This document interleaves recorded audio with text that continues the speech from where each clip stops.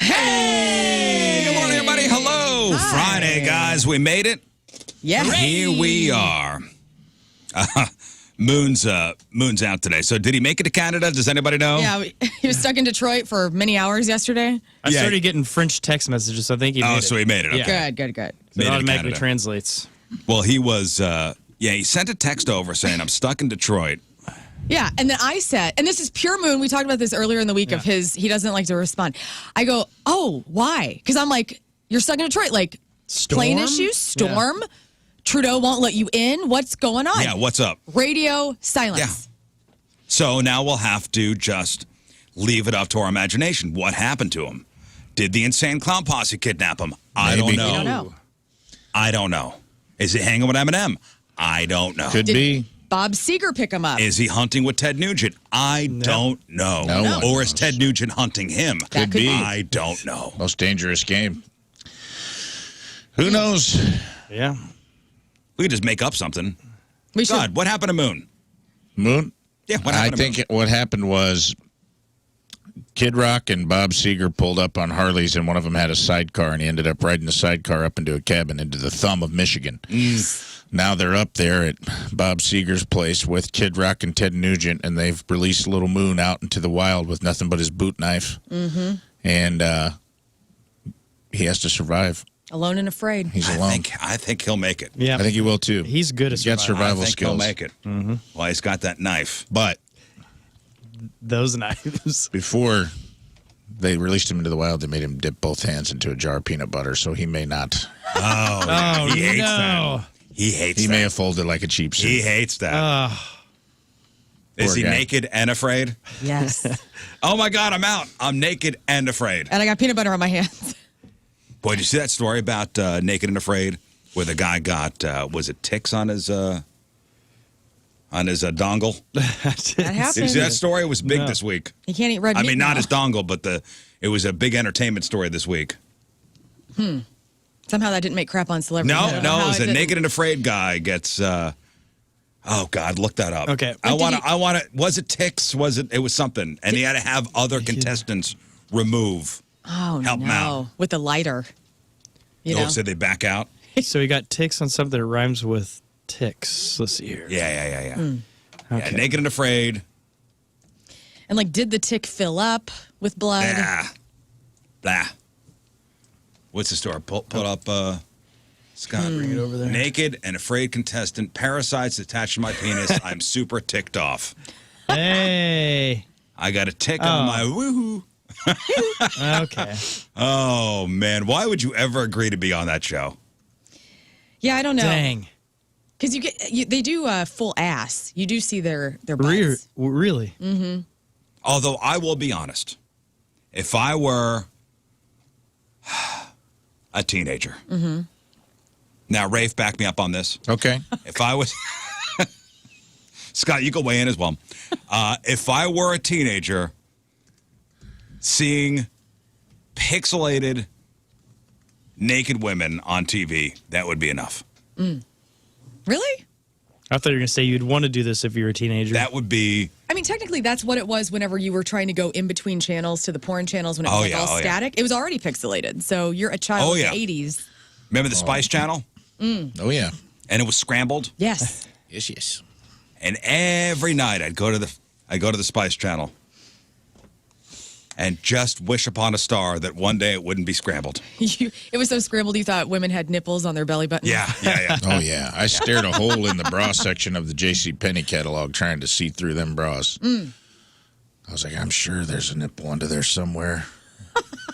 Just ordered X-ray vision glasses out of the back of a comic book. Thought those might work. Nope. No, didn't work in the brassiere section of the wish book. I believe, and is this me just putting this in my head? There we go.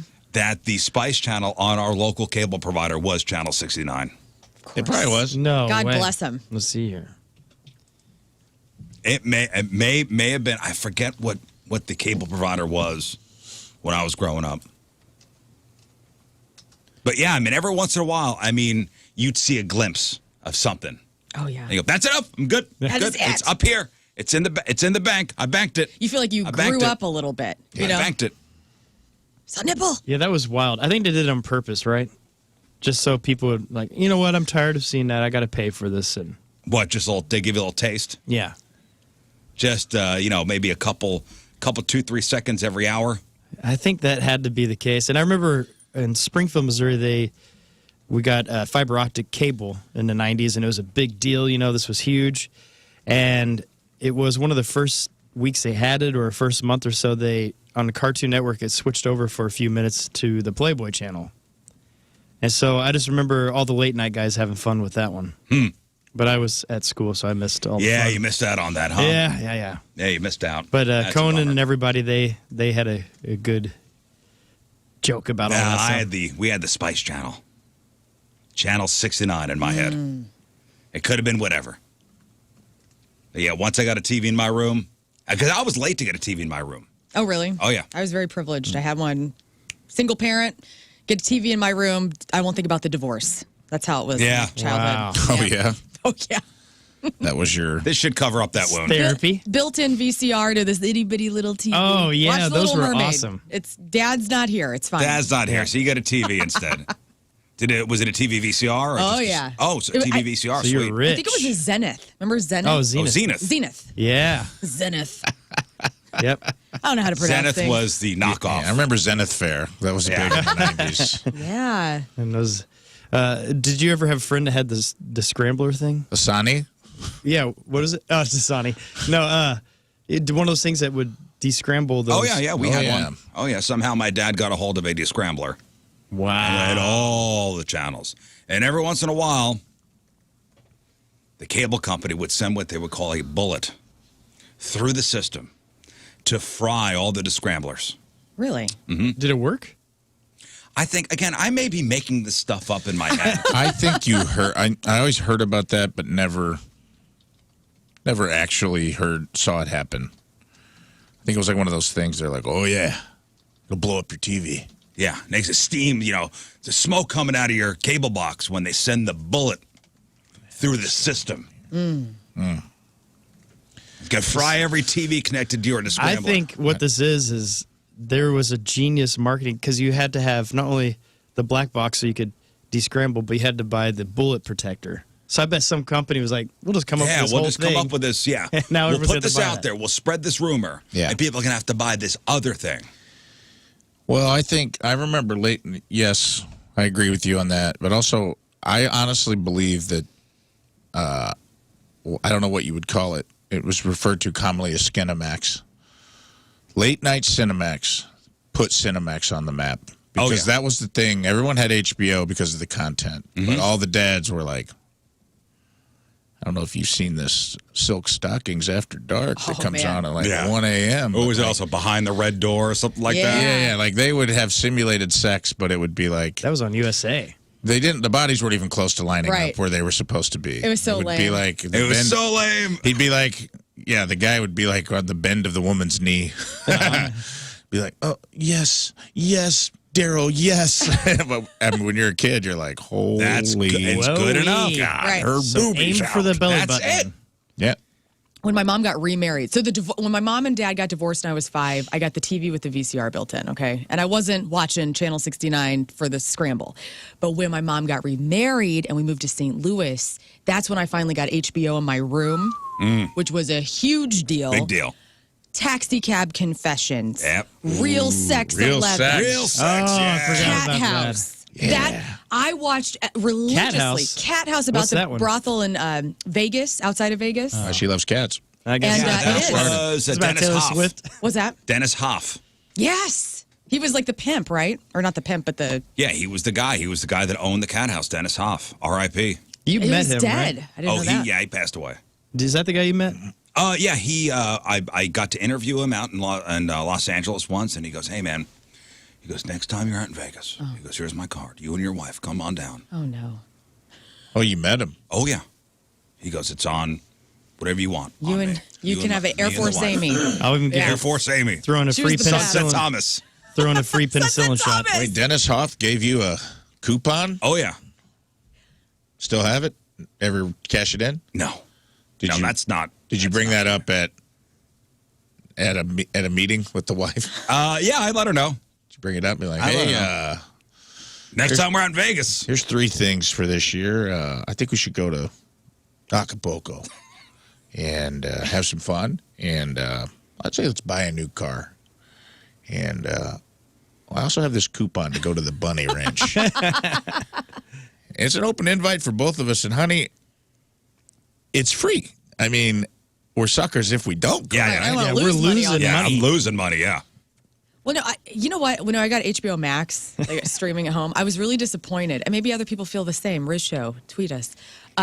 There was no, like, backlog of any of that. Like, Real Sex, Taxi Cab Confessions. I would do anything to watch that vintage TV on my HD you can't go television. Don't you think now. it looks like garbage probably now?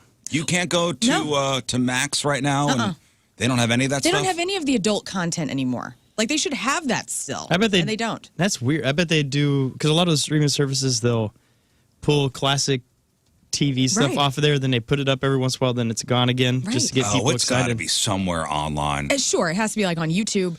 Or they're embarrassed about it. I would seriously buy, like, on DVD, all of those Real Sex specials that they used to have because they were so interesting.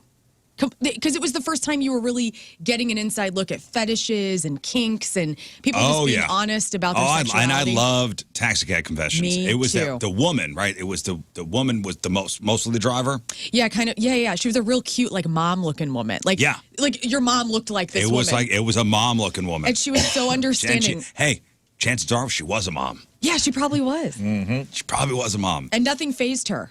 Who's getting in the cab?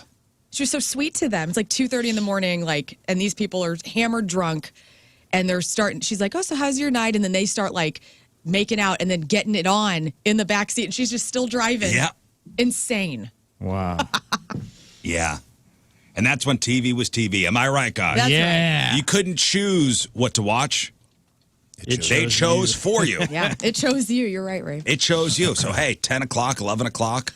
What's on HBO? You want to go out tonight? No, I do not. I'm watching HBO. I'll wait for the cable guide on Channel 3, the scroll. Oh, See what's on HBO. Oh, Real Sex, boom. Oh, we're at the Heading wrong over there. section of the numbers. Heading over there. You remember whenever they started adding a ton of channels and you go to that and it would take forever to get through, so you would flip over to something a little better, like maybe the Weather Channel, watch that for a second, and then flip back. And hopefully by the time you get your local forecast. Such a cool time in whatever history. you want to see, what's on, it'll come up in the scroll. But, good times. Huh? Yeah. And here we are now. Thousands of things to watch on TV, but yet we still can't find one damn thing. Right. What's the term for that? Too many things to choose from. There's a term for it. I've heard it called Netflix paralysis or decision paralysis. It probably has something else, but it's like... There's a medical term or a psychology term where since we have so many choices, we can't make a choice. And one of our smart listeners will know. I think it's just Netflix paralysis is funny. I may go with that. I think that's what it's called, or maybe choice paralysis. Something like that, but it's basically the same thing. Decision fatigue, does that sound? Yes, maybe. Do you guys remember Girls Gone Wild? Of course. Of course. I remember the commercials. I never watched the actual, Was that on HBO? Nobody ever bought it. That's Travis writing in. Do you guys remember Girls Gone Wild? Yeah, of course. Yeah, they ran those ads nonstop. They ran those ads nonstop on E! Yeah. The guy's in prison, right? Oh, yeah. Joe Francis? I think so. I don't think he's in prison anymore. He did some time. What was it for? There was just a illegal photos. There was just a documentary. Didn't he get an underage? Yeah. That would be my guess. There were some, hey, sign this. And they were underage. There was a bunch, maybe it was tax fraud too. There was a bunch of different things they got him on. I feel like the urban legend growing up was, I have a friend that was on Girls Gone Wild. Like, you always heard about... Everybody knew... a girl on it, yeah. Everybody knew a friend who had a sister... who was on that was on. When I went to college, it was, the first couple weeks you're there, there's... Dude, one of the girls from Girls Gone Wild went to school here. Yeah. She's here. You're like, huh? Who was it? Times have changed, haven't they? Boy, I had a buddy, though, who bought... Oh yeah, I'm gonna get one of the VHS tapes, and it's a service, so it's a subscription service. Yeah. So they keep sending you VHS tapes. It's not like I'm just gonna buy the one I see on TV. It's every month or so you get another one, and they charge you. Get it next to your guidepost. Yeah. Watch the documentary. It's it's eye opening, and it kind of brings you back to that, late '90s Maxim magazine, Stuff magazine, FHM magazine days. Yep. Interesting. And those kind of deals, like Girls Gone Wild, those can't be sold anymore, right? No. It's got to be on eBay, though. If you got tapes at home and you're trying to get rid of them, like there's some weirdo that wants to have all of them, I'm sure. Paralysis by analysis is what somebody's saying. Option paralysis, choice overload. Yeah. Anyway, it's Friday, so I got all these leftover stories I want to get to before they're no good on Saturday. They turn into pumpkins on Saturday. A couple things that people sent us. Actually, these were from yesterday. Headline: grocery store closes because of peculiarity venomous spider. A penny market in Austria has shut down after store staff spotted a Brazilian wandering spider, also known as a banana spider. I guess this spider has been found in shipments of bananas. And the wandering spider has an extremely venomous bite that could cause a permanent erection. They're banana spiders, you said? Yeah. Okay. Just so we can avoid them, could you tell me exactly where these spiders are located? It sounds like it would be fun. Hey, man, what's going on in your pants? Don't worry about it. I'm Spider-Man. Wait a minute. They're on bananas? This is so perfect. I know. Well, it's called a Brazilian wandering spider. There's a lot of bananas in this studio every day. This particular market in Austria, the store has been locked down since Tuesday. The spider has not been found. But per all these... But Frank has had to go to HR 13 times, so we think maybe he has the spider. But everyone's fighting for it. So per these medical journals, multiple people have reported suffering from priapism. Is it priapism? Priapism, following a bite from a Brazilian wandering spider. Priapism is when a penis remains erect for hours or possibly even indefinitely without treatment.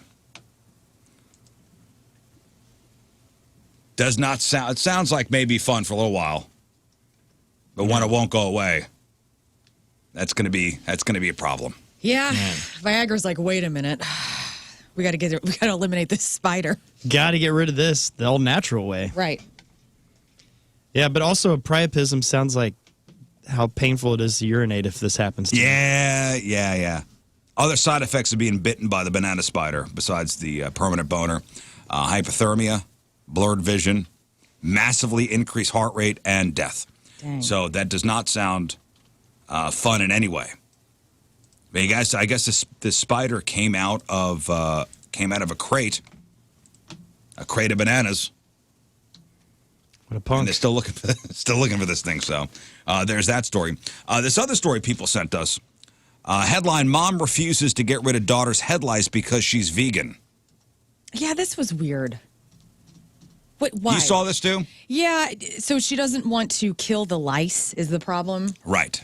Yeah, this is a veganism I can't walk down this path with. I just said. I don't know. I'm taking this with a grain because. How is this true? I think parasites are worth saving. What? You should be arrested if you kill a parasite. That's all I'm saying. Usually, when your kid gets head lice, you desperately try every method to try and kill them. Did anybody here have head lice as a kid? No, I got it was lucky. like my number one fear, though. Like, because remember they used to do the the checks? lice Yeah, checks. they have the little thing. With the toothpicks, and they would sit you down in a line, and they'd go through everybody's. This was at Dinning Elementary in West Frankfort, Illinois, and they'd sit you down and go through your head. And I remember I had deep anxiety as a little kid, like, oh my God, if I have lice, it's gonna be so embarrassing. Yeah, You get sent home on lice day. It's not good. Not good. I mean, you can live it down, but it takes a couple of years. And right now, everybody's listening to lice talk. Their heads about to start Tingling? itching. Yeah, it's like, Well, they would march you down to the gym, and you'd line up. Do they still do this for the kids? I don't know. Like, do they They have I cannot imagine in the world we've created of the bubble wrap world we've created for kids that they would put them. like do you remember them marching you down to the gym? Oh yeah, you go one at a time. We went to the nurse's office, I believe. But yeah, I kind of remember the gym too. Where you just like sat in the bleachers and watched everyone get checked. I just recall lining up. Yeah. And then going behind some kind of like sheet, and there's a chair on the other side, and with the tiny comb. Yes. And they look through your hair. Mm-hmm. And You're bringing back old. Like, I haven't thought about this in 35 years. This Pretty is sure great. me and my brothers had it one time. You did? Mm-hmm. Why do you think that? I just remember getting like the treatment at home. I think shampoo. maybe my brother had it. So we all got it. Yep. But I kind of remember it being in the summer, so I think we dodged a bullet. Oh, so you didn't have to get sent home. Yeah, it might have been like, because I remember when we played shame. Little League, they're like, don't wear each other's hats. Right. And don't. Oh, really? Don't wear each other's hats. Yeah. I remember Because of that lice. being a thing. So I think maybe it happened to us in the summer because I kind of remember it being hot, and I remember it kind of going under the radar like nobody knew. I know my daughter had a sleepover, and one of the girls wound up having lice. The mother called, and we had to take my daughter down to a place called Lice Busters. Yes, I've seen it. Were you rented or? There's a place called Lice Busters, and they had to use a little comb and comb through her hair looking for the little eggs. Oh, Who are you going to call? Yummy. Lice Busters. I want that job. yeah, there's a place in Chesterfield. It's called Lice Busters, I think they got a couple locations here in St. Louis. and they have the fine tooth comb, and I mean, literally take 25 minutes, almost going through every row of hair you have, looking for these eggs, these lice eggs. My mom told me that you have to shave your head if you got lice. So that was also part of it. Like, she was just not going to even deal with the treatment. Jill was just going to be shaving my head. Go watch Deballing TV me. in your room. Right, yeah. Shave your head. Oh, they do not. So Heather says they do not do lice checks anymore at school. No, of course not, dude. That's good. That was like the first arbiter of, separation at school, where it was like, we're going to parade you in front of all of your peers, and you will be judged. It was not good, and it was not good for like kids' self-esteem. It was like Kids' the ego, first time that like everybody's like, oh God, please, just want to be clean, man. It was like, honestly, it was like the first drug test. That's like the drug test anxiety I had. Yeah. Yep. When you get a job. Yeah, You're man. sitting there with all your friends like, oh, Can I God. borrow your hair? Yeah, man. Can I You got score clean some hair? clean follicles, man? And you also were I like, need some clean hair. Yeah, there's like a kid, King Scott's selling his clean hair out. yeah. Who Making knows a what's going on profit. in his head? What do you mean? Dude, I think that's- it's fine. If you ever got lice, dude, that is like, that's got to be like a Jamaican vacation for them. That's just like, what a tropical paradise Yeah, of a he's head. got, Oh, yeah. he's got an all-inclusive resort for lice. Yeah, dude. I had a. There's like lice playing steel drums in there. It's like, oh, you can eat coconut shrimp. That's what I'm hearing, man. Yeah, there's a bar every 10 feet. Yeah, they got swim up bars. It's Great awesome. spot. This is awesome. No, there was a scare a couple Christmases ago where one of my cousins, his little daughter, she sat on my lap during the present opening thing, and she was hanging out the whole night with everybody and all this stuff. And then we got a phone call a few days later. They found that she had lice, and I was like, that boy. kid was Who to touching call? my Lice hair. Busters. Yeah, nothing. I mean, Well, I ate good for a while, but I didn't have any. Well, here's the story. So, this Australian mom. Okay, so a concerned parent wrote to an advice column. So here's where my skepticism on the Okay. story comes in. Her neighbor won't treat her daughter's lice because she's vegan, and vegans don't kill living things. She says, my 7-year-old daughter is best friends with the girl next door whose family are vegan. That's fine. We respect their choice. My problem is that recently this otherwise delightful child was at our house and scratching furiously. And I discovered she was crawling with head lice. After mentioning the lice to the girl's mom, the mom said she was aware of them, but didn't want to harm them as vegans don't kill living things. She told me she was in the practice of combing the lice into the garden where the best chance of survival. And the poster says, my jaw hit the floor. Well, She then asked the advice columnist, what should she do now? Okay, let's pretend this is real. Okay. You know your neighbor kid, My head's head hurting. full of lice. Yep. Mom will not take the kid to Lice Busters or do anything. Shampoo, the lice-killing shampoo, nothing. Yes. that's so stupid. What do you do? I say, what about the lives of the other people that these lice balls are going to be jumping on next time? Like, what if the lice comes to my house and gets on my kids? You know, Or- what about their lives? Gets on animals out there. Or the animals? Well, I don't think. Here's the deal. And I guess I'm a savage, but bugs to me are not the same as bunny rabbits and cats. Your daughter, I know. Come on. savage. your kid is covered in vermin, Yeah, right? Your kid is covered in vermin. Yes. yeah. Yeah, it's a Your parasite, kid right? should be taken away from you. Yes. Sorry. Because Well, lice can. You are unfit to parent. Let's see what lice can do to you. I don't know, but so you are now putting the life of the lice ahead of your daughter, Right. basically. We have to stop talking about this because I am itching everywhere. Just you know, the advice columnist called the other mom a sanctimonious twit. yeah. Oh, that's nice. She then wanted to say she was actually a monster who was condemning, by the way, the lice to a slow and painful death because they will not be able to survive in a garden. Right. You're killing the lice anyway, you dope.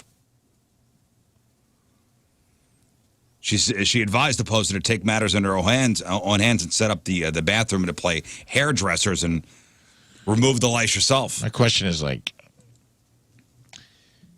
even if you believe that, okay, even if you the sanctimonious BS, you believe it. Why don't you shave the kid's head? Let the chips fall where they may. Go out in the garden, shave the kid's head, let the hair fall to the ground, and let the lice build their own colony. And then at least the kid doesn't have to endure it. You're making your kids suffer. Yeah.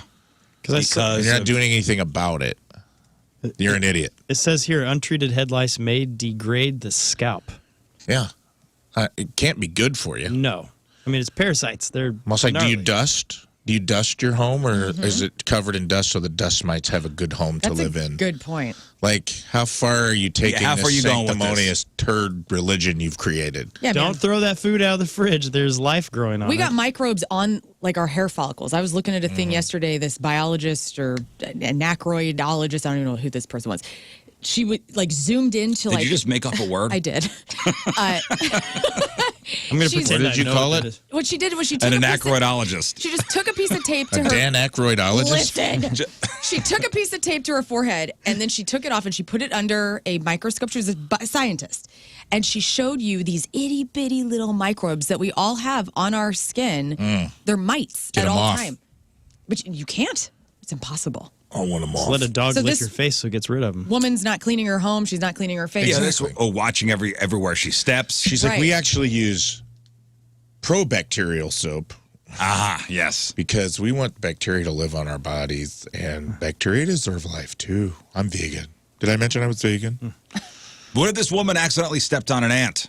Then, she's probably going to lose it. An uncle will be very upset. Yeah. But also, you eat plants. Plants are living things that grow.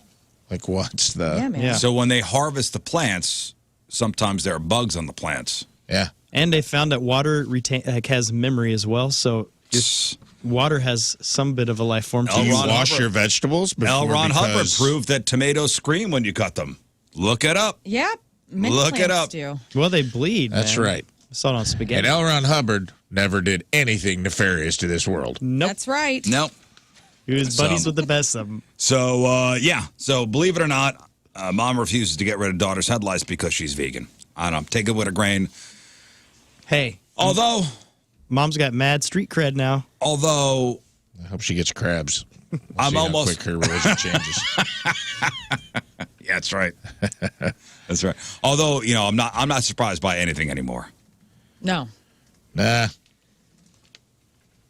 What else is in the old leftover file here? Okay, so what do you call a tight white tank top? that guys wear? I used to call it a wife beater, but I stopped that a long time ago. Oh, a long time ago? I call it dope. I did. I mean, growing up in Southern Illinois, that's what everybody called them. Mm-hmm. And then I actually met some wives who have gotten beaten, and I thought, no thanks. I'm not going to be calling that white tank top that anymore. But everybody knows it as the wife beater. Sure. Yeah, I call it an A-frame. Oh, you're fancy. So now it's going away. Goodbye, wife beaters. I haven't heard anybody say that in a long time. Say hello to wife pleasers. Oh, we're not doing that. Wait a minute. A guy in the ribbed tank top is pleasing his wife? Wife beater shirts are now called wife pleasers. No. I thought you were going to say self-beater. I don't want to think about a man in a white ribbed tank top doing nasty things that I like to me. Pleasing your wife? That's not going to be nobody. Take the tank top off and then you're a wife pleaser. Yeah. Nobody wants Eminem from 2000 anywhere around that. It'd be called a self-beater is the correct term, right? A self-beater? Mm-hmm. What? Swung on a move. One, buddy. I don't even know what that is. That was really good. All right. Come on, man. Self-beater. So Gen Z has decided that white tank tops for men should no longer be called wife beaters because obviously that does not play well in 2023. So the new term is wife pleaser. I like it. I don't like Sit down, children. No thanks. That's not what we're going to be calling Well, it's a stupid rebrand. Why would you rebrand something that's synonymous with skeezy behavior to make it seem like it's positive? How about we just call it a tank top? Just call it a Hoosier tank. Just call it like at least a a tank Cletus tee. top. Come on. Hoosier tee. A Cletus t-shirt. Hoosier tank. Hillbilly tank top. Just call it a tank top. That's it. That's it. An Overland tuxedo. Oh, if you say a white tank top, I know what you're talking about. Do you? Does it have spaghetti straps? So you don't know. White tank top could be many But it's things. got a spaghetti stain on the front. Yes, it and does. This is how I imagine most. Or is it blood? We don't know. White tank tops. I'm glad those are hanging strong, though. Those are still around. Well, it's a good look. Yeah, I guess so. I'm just saying, like, the positive rebrand is not necessary. No. You can just not call it the negative thing, but you don't have to. You know what I mean? Right. It's called a tank top. Do guys still wear those? I've not seen a man. These aren't anal warts. They're butt doorknobs. No, they're still bad. You're not a bad person, but they're still bad. You know what I mean? Like, we don't have to come up with, like, kitschy, cool names for stuff that is still not a great idea. Excuse me, yesterday we came up with cyst carbuncle as calling our warts. So we can't even call them cyst carbuncle is an actual person. It's an actual person who sells ugly houses or buys ugly houses. Good guy. We found that out. That's right. It's the overcorrection, which then emboldens. It doesn't it's the overcorrection which then makes the whole thing a joke. What I'm going to laugh about. And then the message is lost. Here's what's going to happen. Who are the people that are upset that we're not calling it wife beaters anymore? What's their house look like? You know? Oh, I'm going to call it wife beater. That's what I've been calling my tanks for all this time. It's a weird hill to die on. I'm just saying. Yeah, I'm dug in on this wife beater thing. This is the one, man. I'm going to call it a wife beater till I die. I'm calling DC. We're fighting. You think that's it? They took away wife beaters. What are they going to take away next? Nut huggers? No thanks. That's not the America I want to live in.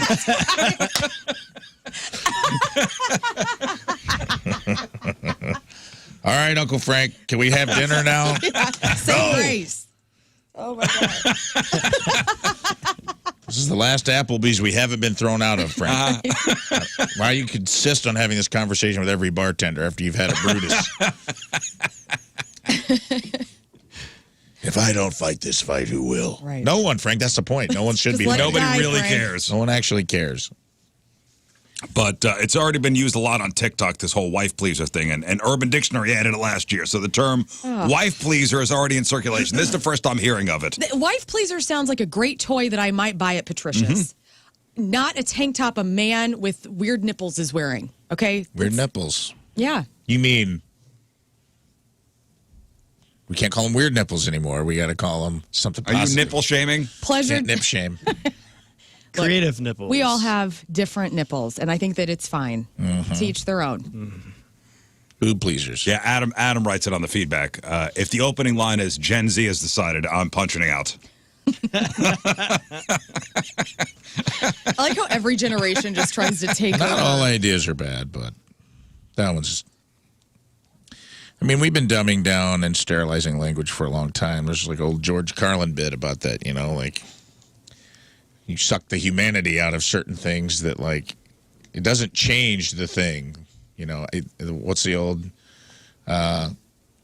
you know, when veterans used to come home from the war, they called it shell shock. You know, it was short, it was to the point. It let you know, like, these guys have suffered trauma, and then we sucked that.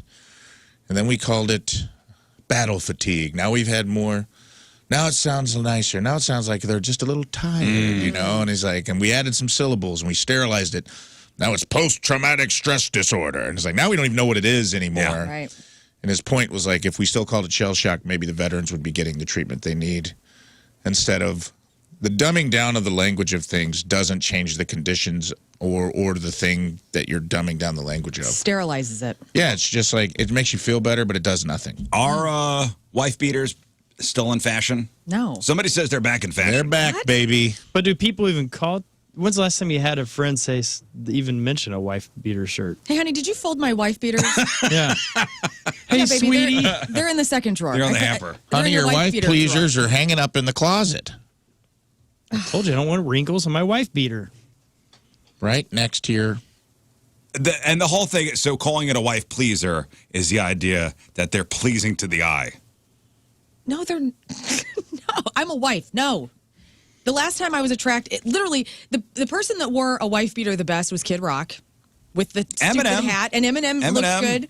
And that was it. And that, what was that? 98, 99? When was? Well, 97? nobody. So it goes good across the tips. No one seems to know where the term wife beater originally came from. Some sources say it was a guy who killed his wife back in 1947 and was photographed in one.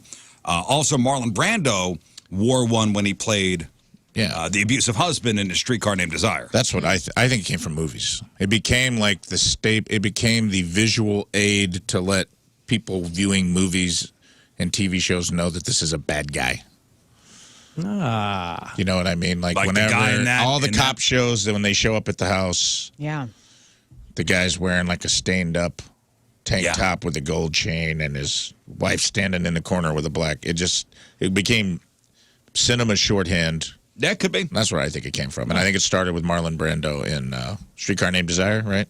Yes. Yeah, 1951. Now, it's not the first time somebody's tried to come up with a new name. Other suggestions that never got traction include wife lover, wife blesser, wife respecter.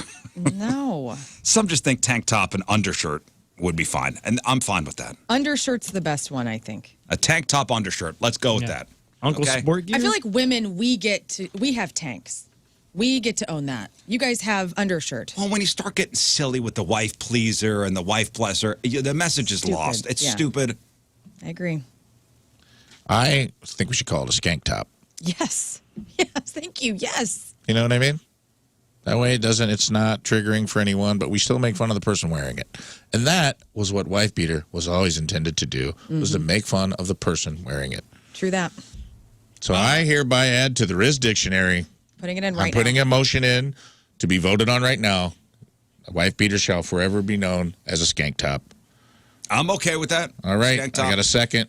Joey says spouse beaters are more PC, you know. Oh, yeah, that is good. Yeah. That's very inclusive. It's inclusive, equal rights, and, good job, and human cruelty. Thank you. That's what Joey. Thank you, Joey. Is he a Gen Z? I don't know. It sounds like Gen Z. That's good. We have so much in the Rizz, I can't even say it, Rizz-tionary. So many in here already. Well, we're going to publish one day. One day we will. Free jugging, never We don't need nude. the Urban Dictionary. And we got our own thing going on here. I don't know if we talked about this this week before, but we have one definite cat lover in this room.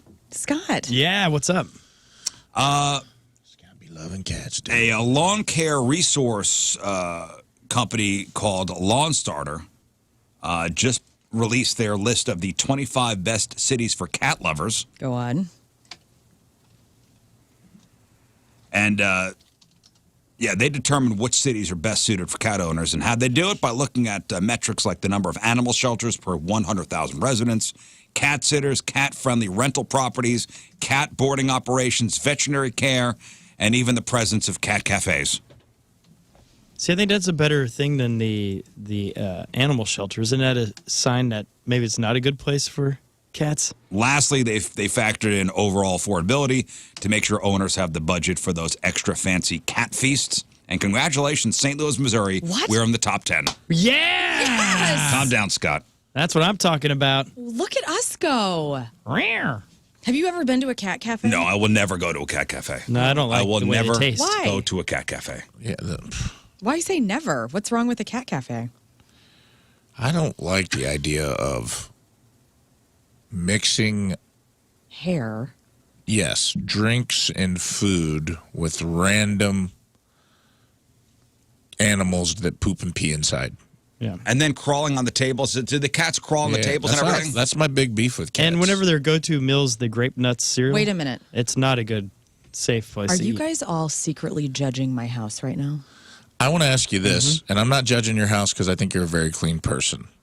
And when I came to your house, I didn't smell any cats. And trust me, I would notice. He would definitely notice. Yeah. When there are cat owners who are not vigilant, Yeah. you know. As soon as It's you that hit the ammonia doorway, smell. As soon as you Same hit thing the with doorway. dogs. Same thing with dogs. Not same thing. Yeah. Well, Not same listen, smell. It's not the same smell, but If someone's got dirty dogs and they don't clean up the hair and stuff, yes, I agree with you. But I Slobber don't on everything. think, and you'll see like tumbleweeds, blow by. yeah. Well, We I have have to sometimes. sweep daily, but I still get tumbleweeds nonstop in the Same. house. I'll get done vacuuming, then see one and be Yeah. like, what? I'm going to get rid of both of you, I swear to God. But you know what's helped our house is the purifiers. We got 2 different ones running, and that's helped Oh, big good. time. But when somebody's cats are like sprayers or the litter box isn't getting cleaned, it is pungent, dude. Oh, yeah. It is Sure. beyond any dog smell. My friend dated a girl. I remember like we'd go out and she'd be like, you guys can just stay at my apartment.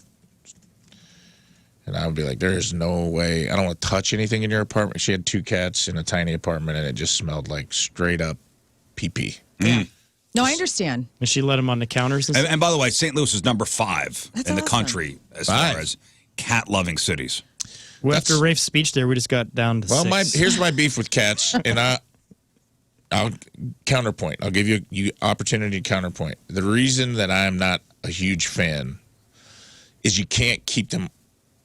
They travel vertically. Oh, sure. Dogs, you can keep. They don't. My dog doesn't hop up on the counter after he pees and poops in a box and then massages it with his own paws. Right. That bothers me. But I'm like, that cat just peed and was like, put it on like aftershave and then walked across the same place you make a sandwich 30 No, minutes later. let me say I this. do not like that. Let me educate you. You're right about the bearing of the turds. But what you're wrong about is these cats are so clean. So after they get out of the litter box, before they're jumping on anything, they are cleaning their paw pads. With their tongue. Yeah, but they have chemicals in their saliva that cleans them. Oh, so now there's cat saliva on the counter. Listen, cats are so clean. They're so clean. My cat's paws, they do not smell. I get Would you up. put your cat's paws in your mouth? I have kissed my cat's paws. Absolutely. Would you suck on your cat's paws? I would not suck on my cat's paws. Well, then you don't really love your cats, do you? You're more of thought a you were cat serious. liker. No, they're cute little You're more of a cat tease. toe beans. They're so clean. Tell me what happens at this cat cafe. Okay, you sit down. Because St. Louis is number 5 when it comes to the most cat cafes Per capita? in the country. How many are there? I only know of the one in Maplewood, Mao House, which I've not been. The House of Mao? The House of Mao. I think that was the first one in St. Louis, too. So shout out to them. But no, you sit down, you have coffee. There has to be some way that they are air purifying, cleansing. They understand people's dilemma with a cat cafe. Otherwise, how would they get approved to have a cat cafe if they didn't have the standards that they need to have as a cafe? I don't know. I'm allergic to the Dander? To the dander. My eyes start to itch. Okay. I think I've told the story of when I had my job interview here at the Point. Oh, yeah. And I stayed at Woody's house and slept on his futon. Right. And I woke up that next morning with my eyes sealed shut. yelling, "Take me to a CVS because I need Sudafed or Benadryl. I need an epi shot. Yeah. I need Benadryl, please."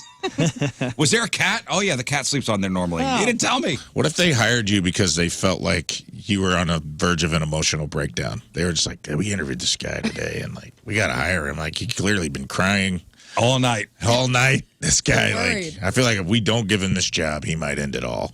And that's how you find out later on you got the job. Josh says that cat paws smell like popcorn or Fritos. So do dogs. Dog Gross. paws, yeah. And that's because there's a bacteria. I would never suck on my dog's paws, by the way. Me Okay, good. neither. And I also saw somebody in here trying to be like, a wet dog smells way worse than cat pee. You're out of your mind.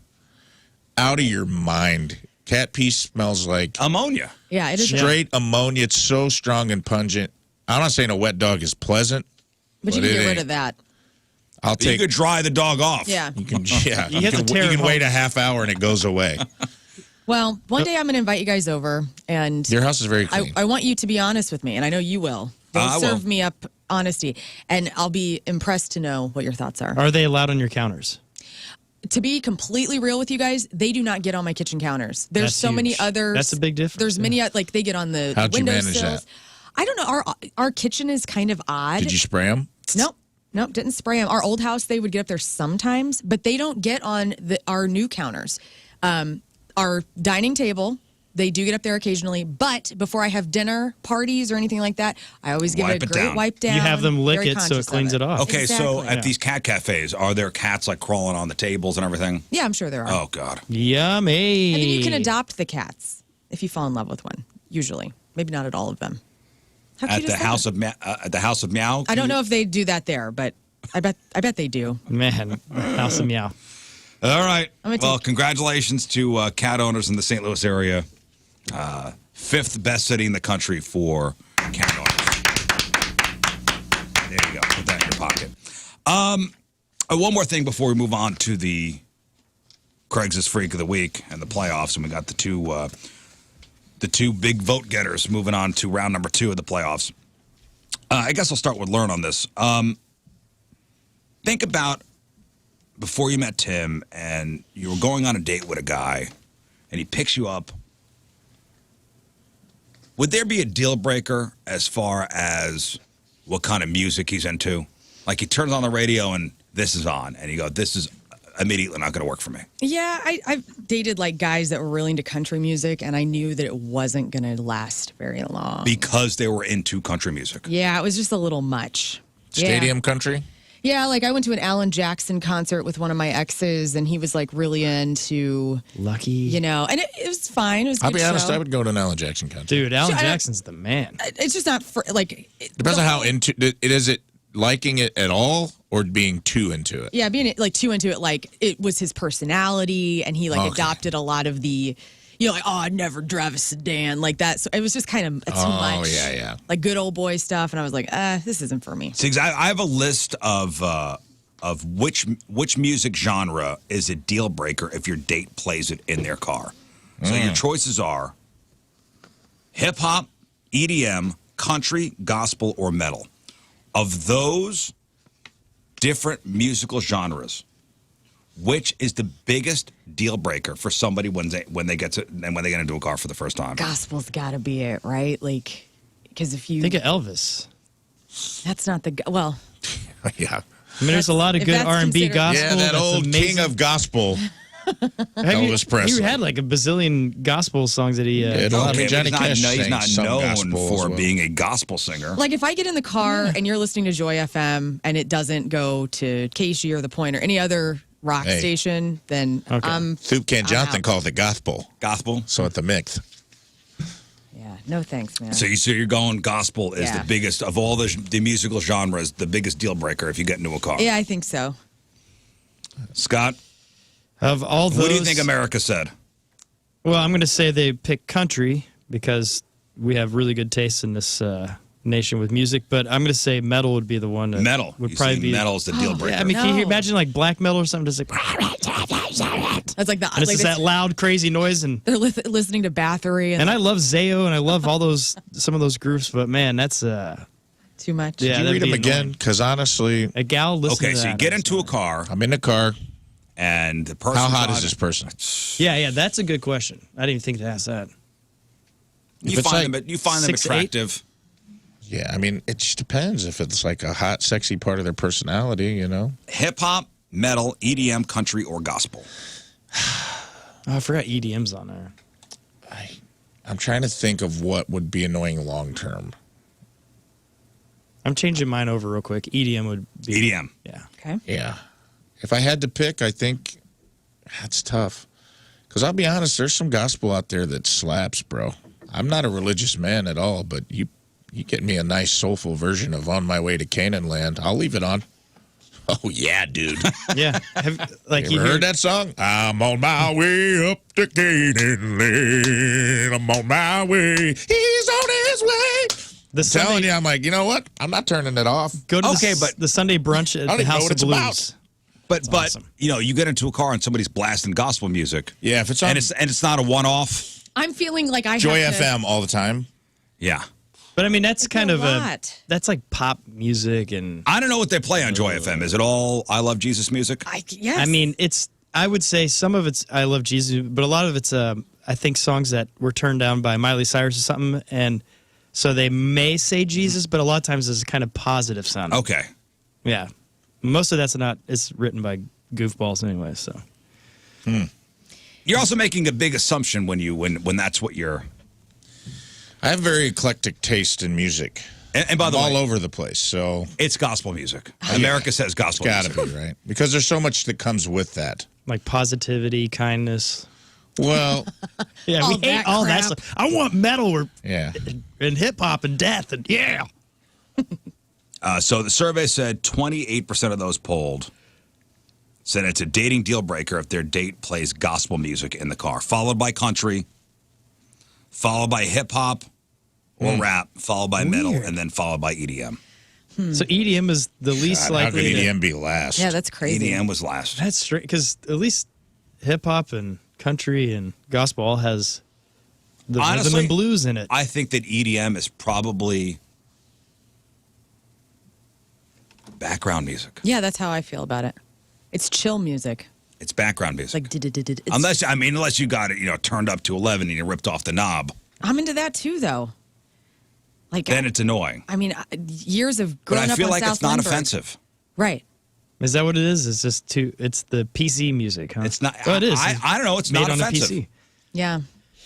Yeah, Video Joe used to listen to EDM nonstop, and thankfully the whole retro 80s kind of whatever that style is called, Carpenter Brute and all those groups, he's into that now, so it's like pleasant in there. He's like, oh, this is cool music. Sounds like an 80s soundtrack. I like it. I don't know if you're into gospel, country, hip hop, or rap and metal, you're put in a certain category. EDM, I could turn it down. It's background stuff. Right. Okay. I don't think I've ever dated a guy who listened to gospel music. So I guess I'm judging before really attempting that. Like I've dated the metalheads, the country guys, the raver. Like, I don't know. I guess I never wanted to date anyone that listens to gospel music. Like I was never attracted to anybody like that. Who's in control of the radio and the music when you are on a road trip with Tim? It depends on who's driving. So, and if we're in his car and he's driving, then he'll. But do you have similar taste in music? Yes, very much, yeah. What about you and Tina? What about us? Who's in control of the driver? The driver is. Driver picks. Okay, Driver what about plays, and I drive most of the time. But do you have similar taste in music? Yeah, we do. I don't really. Yeah, I would say we're both very eclectic. Like, there's times we'll put on like 90s country because we think it's funny and jam out to it. And some of it, I mean, I'll be honest, like I'll slap some Chattahoochee on and sing along. And I like old country because I had uncles. I'm Uncle Forge, dude. But I'll be listening to like Guy Clark, Towns Van Zandt, and like Steve Earle, and she likes all that stuff. But then we'll also put on Metallica. We'll listen to Metallica for a while. Then we'll put on some, I'll put on DMX and I love hip hop too, so I'll put on some DMX, some Jay-Z. She likes that. We both have very if it's good, it's good. We don't really have we don't wear a genre as a personality. I think that's less attractive, to be honest with you. I don't care what genre of music it is. If it's your whole personality, that's a turnoff to me. If all you listen to, you're like, I only do death metal. And I'm like, that's it? Right. All of the music Everything is else stupid. sucks. I'd be like, all right, well. That was my biggest complaint. That's a bigger red flag to me than what you're listening to. Yeah. Like working at Casey, I mean, like I'm a kid of the 90s. Like 90s hip hop was like baseline foundational music for me. Yeah. And so I could never relate completely to our audience over there because the minute any sort of hip hop news came out, they would never recognize like, you know, the brilliance of Notorious B.I.G. And so, yeah, when you go all in and you're like, this is just only what I listen to, it is such a turnoff. And it's like, you can't even open your mind up a little bit. Like, that sucks. Who is in control in the car? It's in the usually King Scott car? the driver, and then I make the mistake of sometimes also if she's driving in a rare time, like we're on a road trip or something, I may still play music on there, and then she'll say, you never let me play mine. But what's funny is what I play is what she would play as well. So I'm like, I can't get too aggressive as far as the music goes in the car. Like if I put on Rage Against the Machine or Nine Inch Nails, What happened? It's like my wife is like, "What is this? Turn this off." I think you guys would hate riding with me though, because it'll go from Marty Robbins into Post Malone into Foo Fighters, and you know, it's just the most random. My playlist is all over. No, if what we agree on would be any kind of radio hit from the '90s or '80s, we're good, and we're both fine with that. Yeah. But if I'm by myself, I'm listening to more aggressive. Yeah, more aggressive things. Hanson, something. Hanson, yeah. But is there any music that's banned in the car? I mean, Tim probably wants to listen to a lot more Kenny Chesney than I want to hear. Yeah, that's my boy. He, Whoa. I You know. dumped the Alan Jackson guy, but you married the Kenny Chesney guy? I know. Get the hell out of here. You never chased the neon rainbow? Tim's No Shoes Nation boy? Dude, yes. Puka shell necklace. Come on, man. You're mad about the Chattahoochee and you're dating the No Shoes Nation guy? That's what Kenny Chesney is? Oh, yeah. The No Shoes Nation. They Is have he, there's a acoustic- network. They follow him around. Acoustic guitar on the beach, wearing a puka shell necklace. And a cowboy hat. And a wife beater. skank top. Skank top. What's that song? Oh, okay. His song about Mulholland Drive is awesome. I don't know. Kicking dust in a canyon. As far as music banned in my car, I wouldn't say anything's banned. I don't like the tween kind of music. You don't want What is that? mumble rap in your... No, yeah. What falls in tween music? I don't know. Stuff like my daughter's into. like TikTok bands and... Yeah, TikTok bands and stuff like that. I don't know. I don't know anything specific. I'll go, what is this? What is this? Dad, can I play a song? All right. That's one thing about like me not having What is kids this? that I'm kind of envious of people that do have children, and you guys get to have like a whole open realm to like what young people are actually listening to, and like that has to be a cool part of being a parent. Well, I tell you what, I did a good job because you know what my son likes? What? Whatever Dad likes. Yeah. Friends. How old is he? 14. Enjoy it while it lasts, pal. You're entering a new phase. Oh, yeah. Hey, what are you into? I don't know, whatever my dad likes. That's cute. Right. Then the cat's in the cradle and the silver spoon.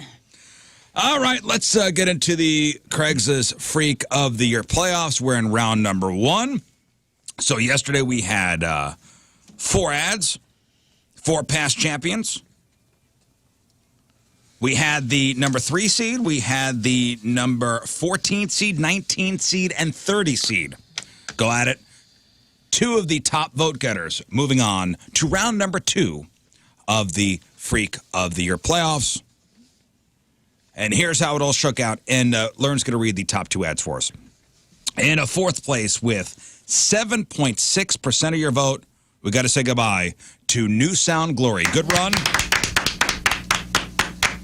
This guy's into sounding, and he's looking for somebody to come over and help him satisfy his insatiable sexual needs.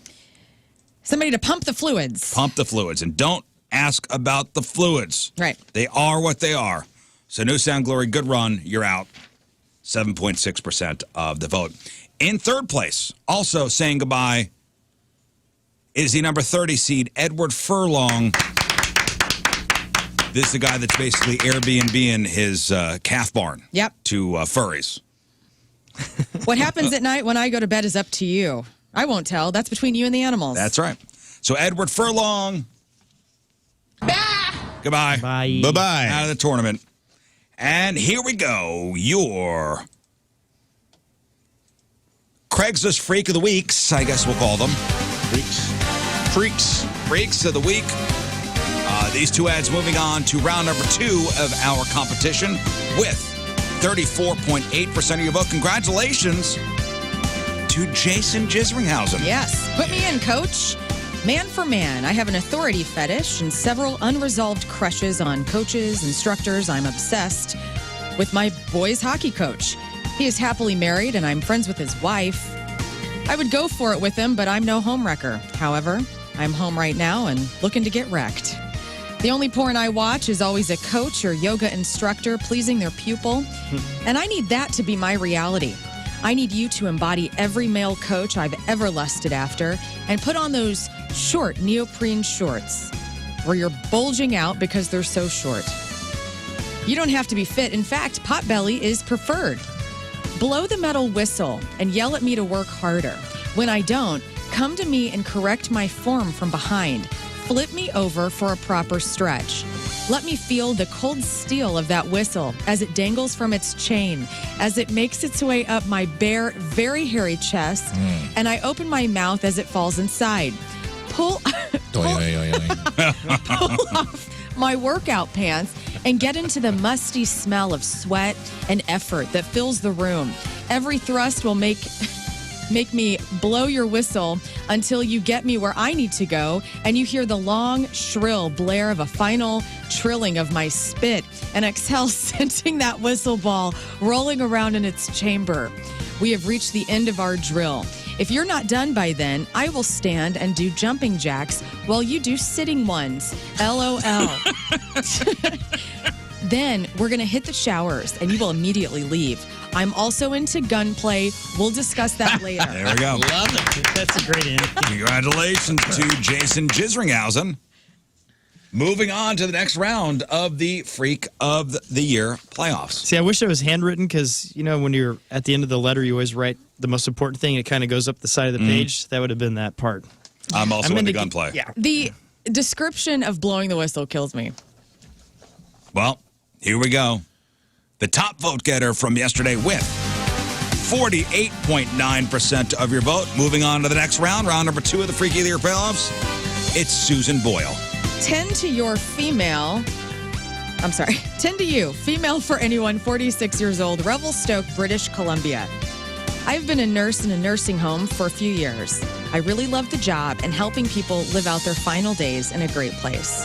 My one problem is how turned on I get when I have to clean a person. The smells, textures, and how I have to clean my nails from random messes. It's so exciting. I never know what the day is going to bring. I've been into scat and golden shower play for a while. However, it doesn't turn me on like it used to.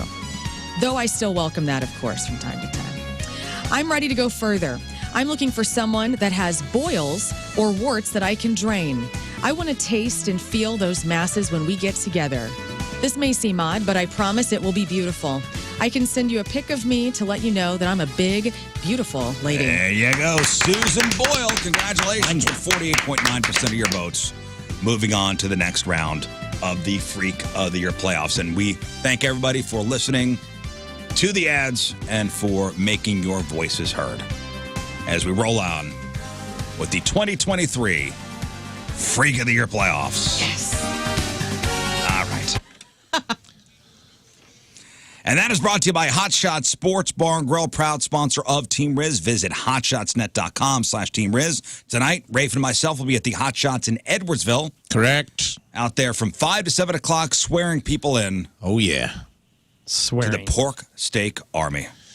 Going to be a fun time. We're going to have a little enlistment table set up. You can print off your 3-question Pork Steak Army application essay, bring it in, and live with the results. Whether you get in or not, we will have approved and denied stamps. And all I can say is make your case. Well, for those of you who get in, I mean, we got patches. They're We got so cool. stickers. Limited T-shirts. We got surprise. T-shirts. And they're rad, too. I saw one today. The T-shirts patch. for the first couple people that come by. I'm putting the patch on my jean jacket this weekend. Well, So anyway, cool. from Valley Park, James Shanley is our Team Rizz member today, brought to you by Hot Shots. Yeah. James, longtime Rizz Show listener, has attended countless events with the Rizz Gang. James says you guys make having to get up at 6:30 to take the kids to school bearable. Nice. Thanks for bringing it every morning. Loves the new show dynamic. His favorite segments, Friday Fail Stories, Matchup with Moon, and Pressure Luck Bowl. We got Friday Fails today and got some doozies. Oh, boy.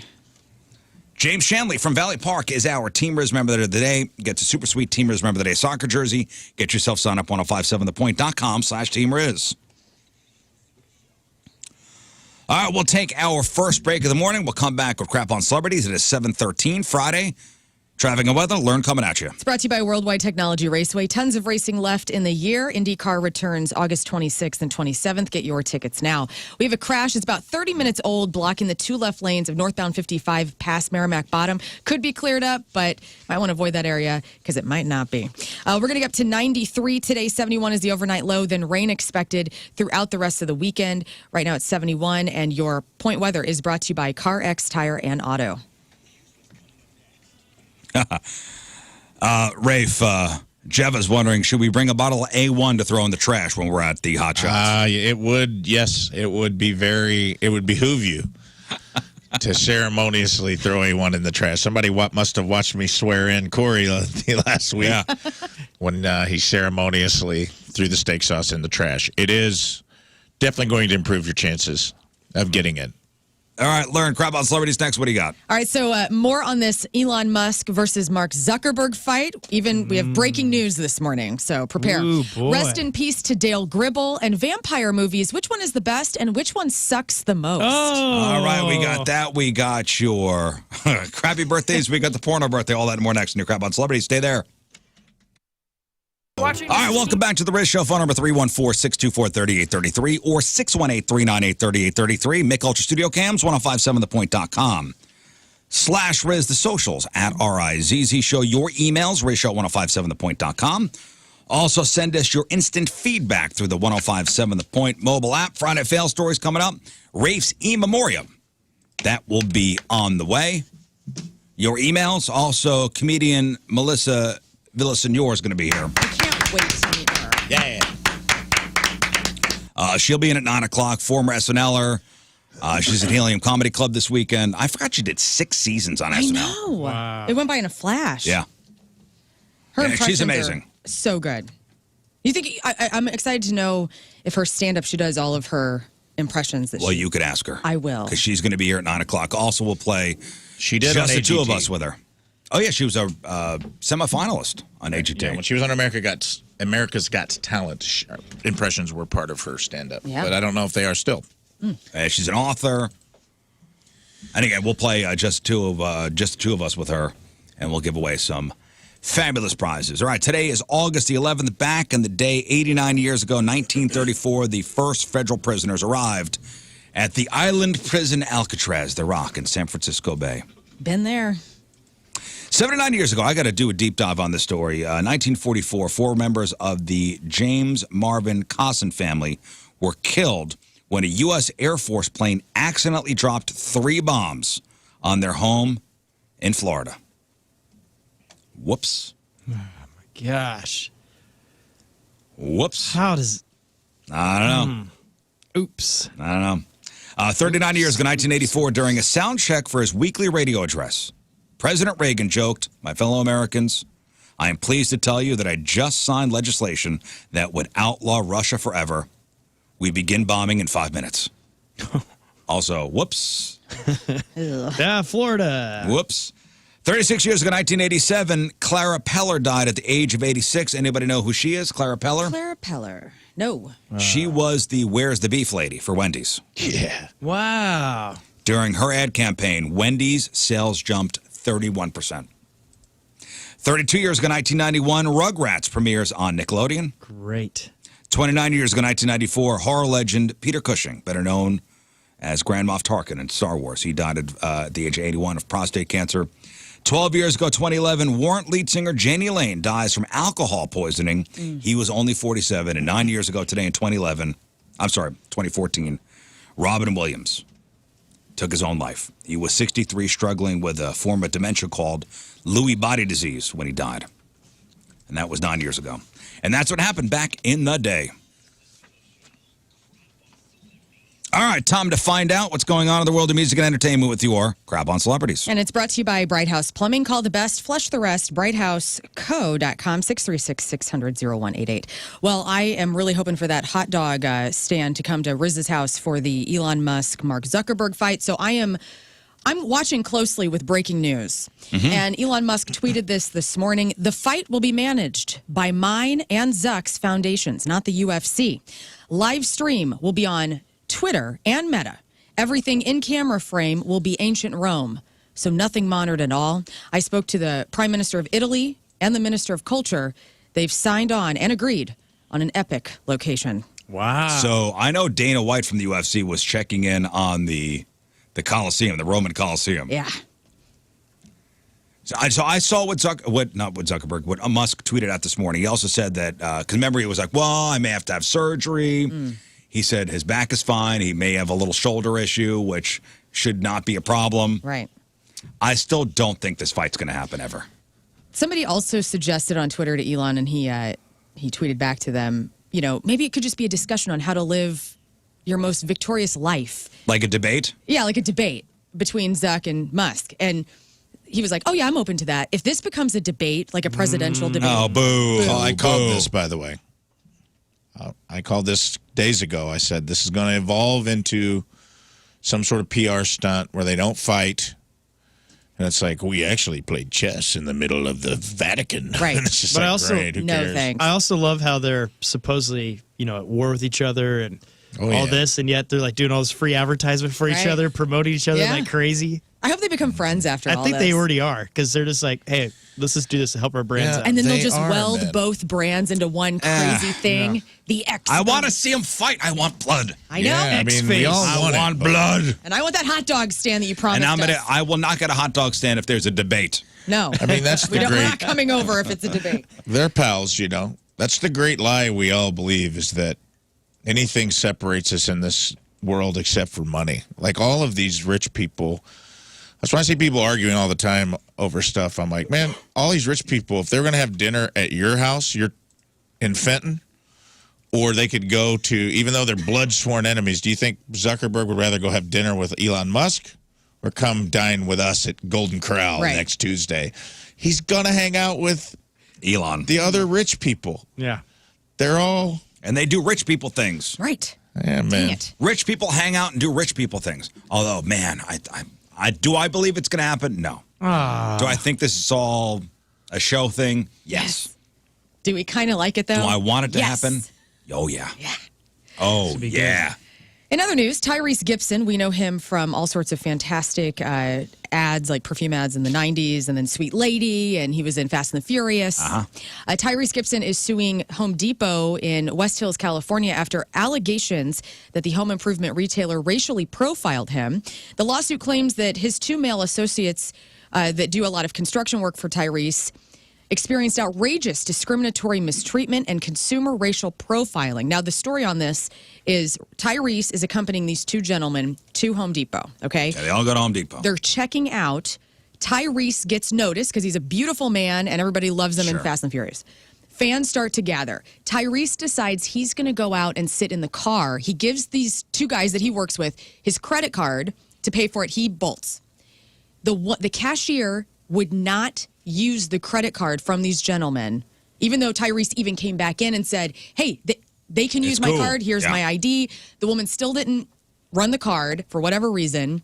And according to the claim, the cashier gave no reasonable explanation other than repeating store policy and demanded to see a form of identification. Maybe I guess he didn't show the ID. I don't know if that was Well, I hope transferred he as got well. his 2x4s eventually. Anyway, the suit has Gibson and the men seeking over $1 million in damages to reflect the amount that the Hollywood star claims he has spent at Home Depot locations over his entire lifetime. Okay.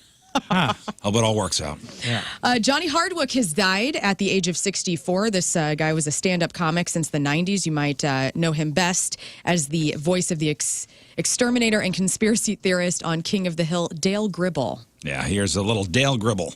I know what's wrong with it. It's a Ford. You know what they say Ford stands for, don't you? It stands for fix it again, Tony. You're thinking of a Fiat, Dale. Fix it again.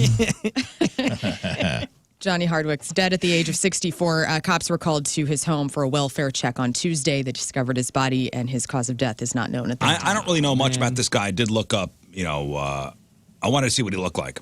And he was slowly morphing into Dale Gribble. Yeah. Or other way around. Maybe they based Dale off of it. Maybe. I don't know his relationship with Mike Judge. I know he's a Texas guy. Mike Judge was a Texas guy or is a Texas guy still. I don't know much about him. I don't know much about his stand-up. I know he's doing a lot of cameos. Like the website cameos. And he was, people would say, hey, do Dale Gribble singing a song, and people would pay him to do it. I don't know. It's a bummer. Yeah. The 2023 Emmy Awards have officially been moved to next year due to ongoing actors and writers' strikes. I know, Rizz. They decided to push it back. It was supposed to happen in September, so now we might. You know what? This strike may go into next year, so we're probably not going to get it in January either. Up on the blog. Well, I heard they're going to talk today. Like they're actually going to. Oh, something's going to get done? The two sides will actually meet today to start talking about stuff. We'll see. At the Coliseum.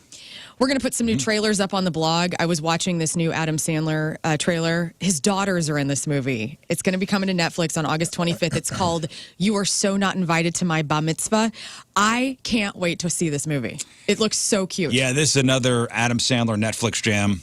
I watched the trailer too. I mean, I think it's a funny family Adam Sandler movie. His daughters You know what I'm talking about. His daughters wrote his speech for an award that he got earlier or late last year. I don't remember which award it was. And the speech was hilarious. So if his daughters can act the way that they write speeches, I mean, this is going to be great. That's awesome. And I don't know if it's R or PG-13, but you should watch it with your family.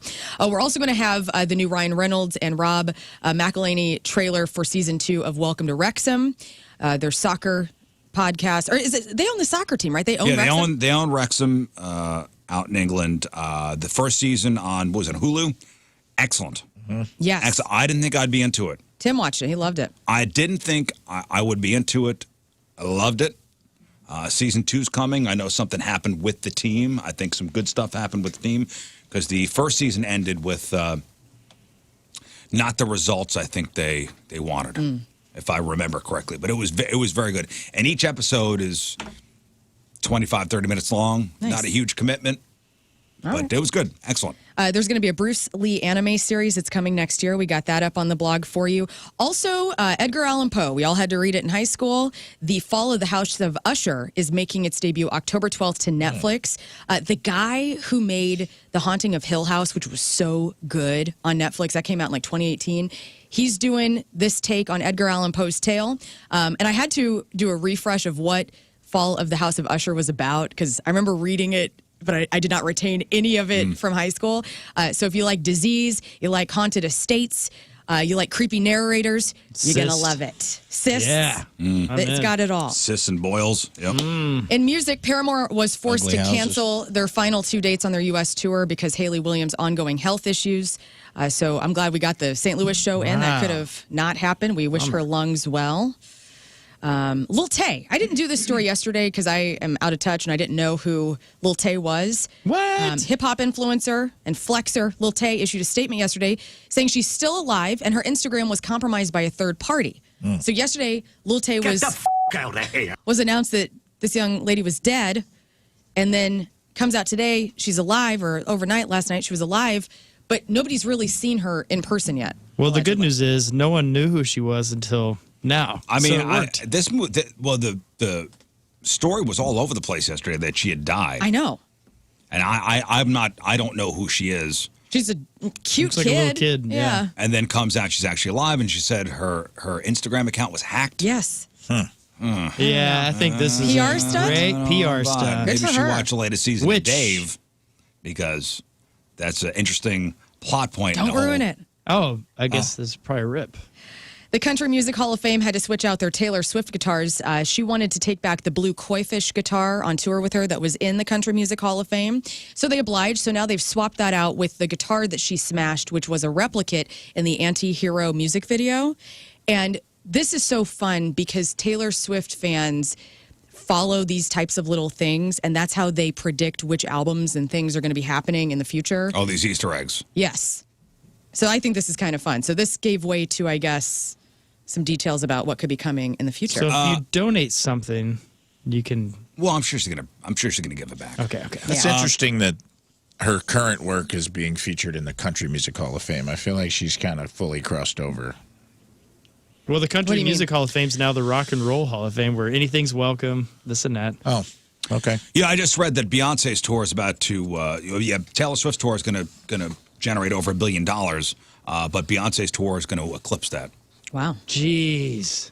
Going head to head. But I don't really hear buzz about Beyonce's tour. I think she's just embedded in us. I think Beyonce is just inside. Beyonce's a part of all of us. Okay. She is. Metallica are using their M72 World Tour to help food banks in the areas after they play. They're here in North America. And so we look forward to possibly St. Louis area food banks getting a bit of that $100,000 that Metallica is splitting to each tour stop amongst food Well, I banks. can't wait. I'm really looking forward to that show. I'm looking forward to the November 3rd show. Yeah, the Friday. Yeah. Yeah, I'm going to the Friday. I'm not going to the Sunday. Same. And finally, we all like vampire movies in here, maybe, right? You guys, I mean, okay. I do. sometimes? Well, avclub.com ranked the greatest and the worst vampire movies of all time. Yeah, there's a what's the vampire movie coming out this I'm gonna weekend? be so pissed if one of them It's die supposedly while it's not on pretty there. good. The one on the ship, Yeah. this last journey of the Demeter, or something like that. Yeah, I think it's supposed to be pretty good. Well, I immediately always go to the 90s Bram Stoker's Dracula, which came in at number 1 Oh, as boy. the Boo. greatest. The Last You don't Voyage of the like it? Demeter, 38% on Rotten Tomatoes. Oof. Bram Stoker's Dracula is mid. Lost Boys should be the number 1 vampire movie. Everybody knows that movie Didn't even make ripped the top so 10. hard. Didn't even make the top 10. What? Just What about throw Dracula? that computer in the trash. Okay, the other number one is Dracula Dead and Loving It. Dracula, Dead, and Loving that's a It, joke. Scott. No. That is Mel Brooks and Leslie Nielsen, right? Yeah, it's a legit Dracula. be What good. about the Tarantino Rodriguez one? Oh, the Oh, The one with George Clooney Yes. with the tattoo and Salma Hayek. it's not in here. what? So mad. What the hell was it? What was that movie Because they made it called? into a TV show too. What? The Dusk Till Tarantino. Dawn? Dusk Yes, Till Dawn. thank Dusk you. Till Dawn. Oh, Twilight. Or yeah, Twilight made the top worst list. Okay. Thank That God. came in. I was just saying. The entire saga came in at number 7. Interview with a Vampire. Interview with a Vampire a good on one. the list. It is. It's not on the list. It's not on. What is on this list? Nosferatu. Nosferatu, the vampire, is on there. I'm just going to give it to you because, I'm sorry, you're talking about 1922's? Nosferatu. Yeah, that's number 2. Let the Right One In from 2008's number 3 of the best. Thirst, never heard of it. Not on that one. A Girl Walks Home Alone at Night from Blade? 2014. Oh, Blade. Yes. Blade is on the worst list. Oh. Throw this list in the freaking trash. Come on, where are you? Blade Trinity, we can have that conversation. The Hunger came in at number 7. Near Dark at number 8. What We Do in the Shadows from 2014 came in I at never number saw 9. the original movie. No, I haven't. With I- Johnny it's Depp. Good. It's very funny. No, that's with Taika Waititi. Oh, Yes. No. And the dude from Flight of the Conchords. Yeah, he's the lead. Jermaine Clement. He's very, Yeah, he's the lead in that. very He's the, funny in it. You know, the council leader and. But yeah, I this do one he's love actually- the TV show, though. What We Do in the Yeah. Shadows I've watched on that. FX. It's pretty good. Excellent. on the worst list, the number 1 movie for vampires: Vampire Sucks, Blood Rain, Immortally Yours, Lesbian Vampire Killers. Once Bitten, Jim Carrey. Oh, Once Bitten. That's Once a great Bitten. movie. Number 10 was the worst. Oh. I am going to throw this in the trash. You guys, Dude. the whole list will be up on the blog. It's a mess. It's another crappy list. And that was your crap. That movie was on Comedy Central for like not 10 years of my childhood every day. Yeah, you're right. That was on a lot. One of these days, I'm going to give you guys a really good list. I love okay? it. Well, I like One tearing of them these apart. days. Why are you so defeated? I don't know. I didn't make this We list. know but it's I- not your I'm- fault, I'm but taking it's a- like, I Well, love- don't picked kill out the list. messenger. yes. Don't take it But I personally. pick not out your the list. fault. I always go, oh, this is going to be fun. Yeah. And it never is. All right, this weekend's crappy birthdays. Thor himself, Chris Hemsworth, is 40 today. Anna Gunn. Anybody know who that is? Anna It's a Gunn? restaurant, great right? In the restaurant. Valley? Nope. Well, it's Annie Gunn's. Anna Gunn is Walter White's wife, Skylar, in Breaking Bad. she's good. She's 55. Joe Rogan's 56. Hulk Hogan Yeah. is 70. Hogan Happy Rogan? birthday, brother. One of the best. Eric Carmen. He's 70. Hulk Hogan's 70. Eric Carmen Eric Carmen. is 74. Do we know who Eric Carmen is? I know Eric Cartman. Not I know the Cartman. name, but where are we at This here? guy is responsible for some great jams. The Raspberries. Eric Carmen. Here's a little montage. Okay. Good vampire song. Yes. And you know what movie would have had it in it? Lost Boys. Oh, and there's more. Soundtrack. More Eric I do want Carmen? more Eric Really? Carmen. Okay. Here's some more. Oh, Another great vampire song. Well, vampire wants to. He live forever alone. Oh, you want more I Eric do. I Carmen? want more Eric Carmen. You want more Eric Carmen?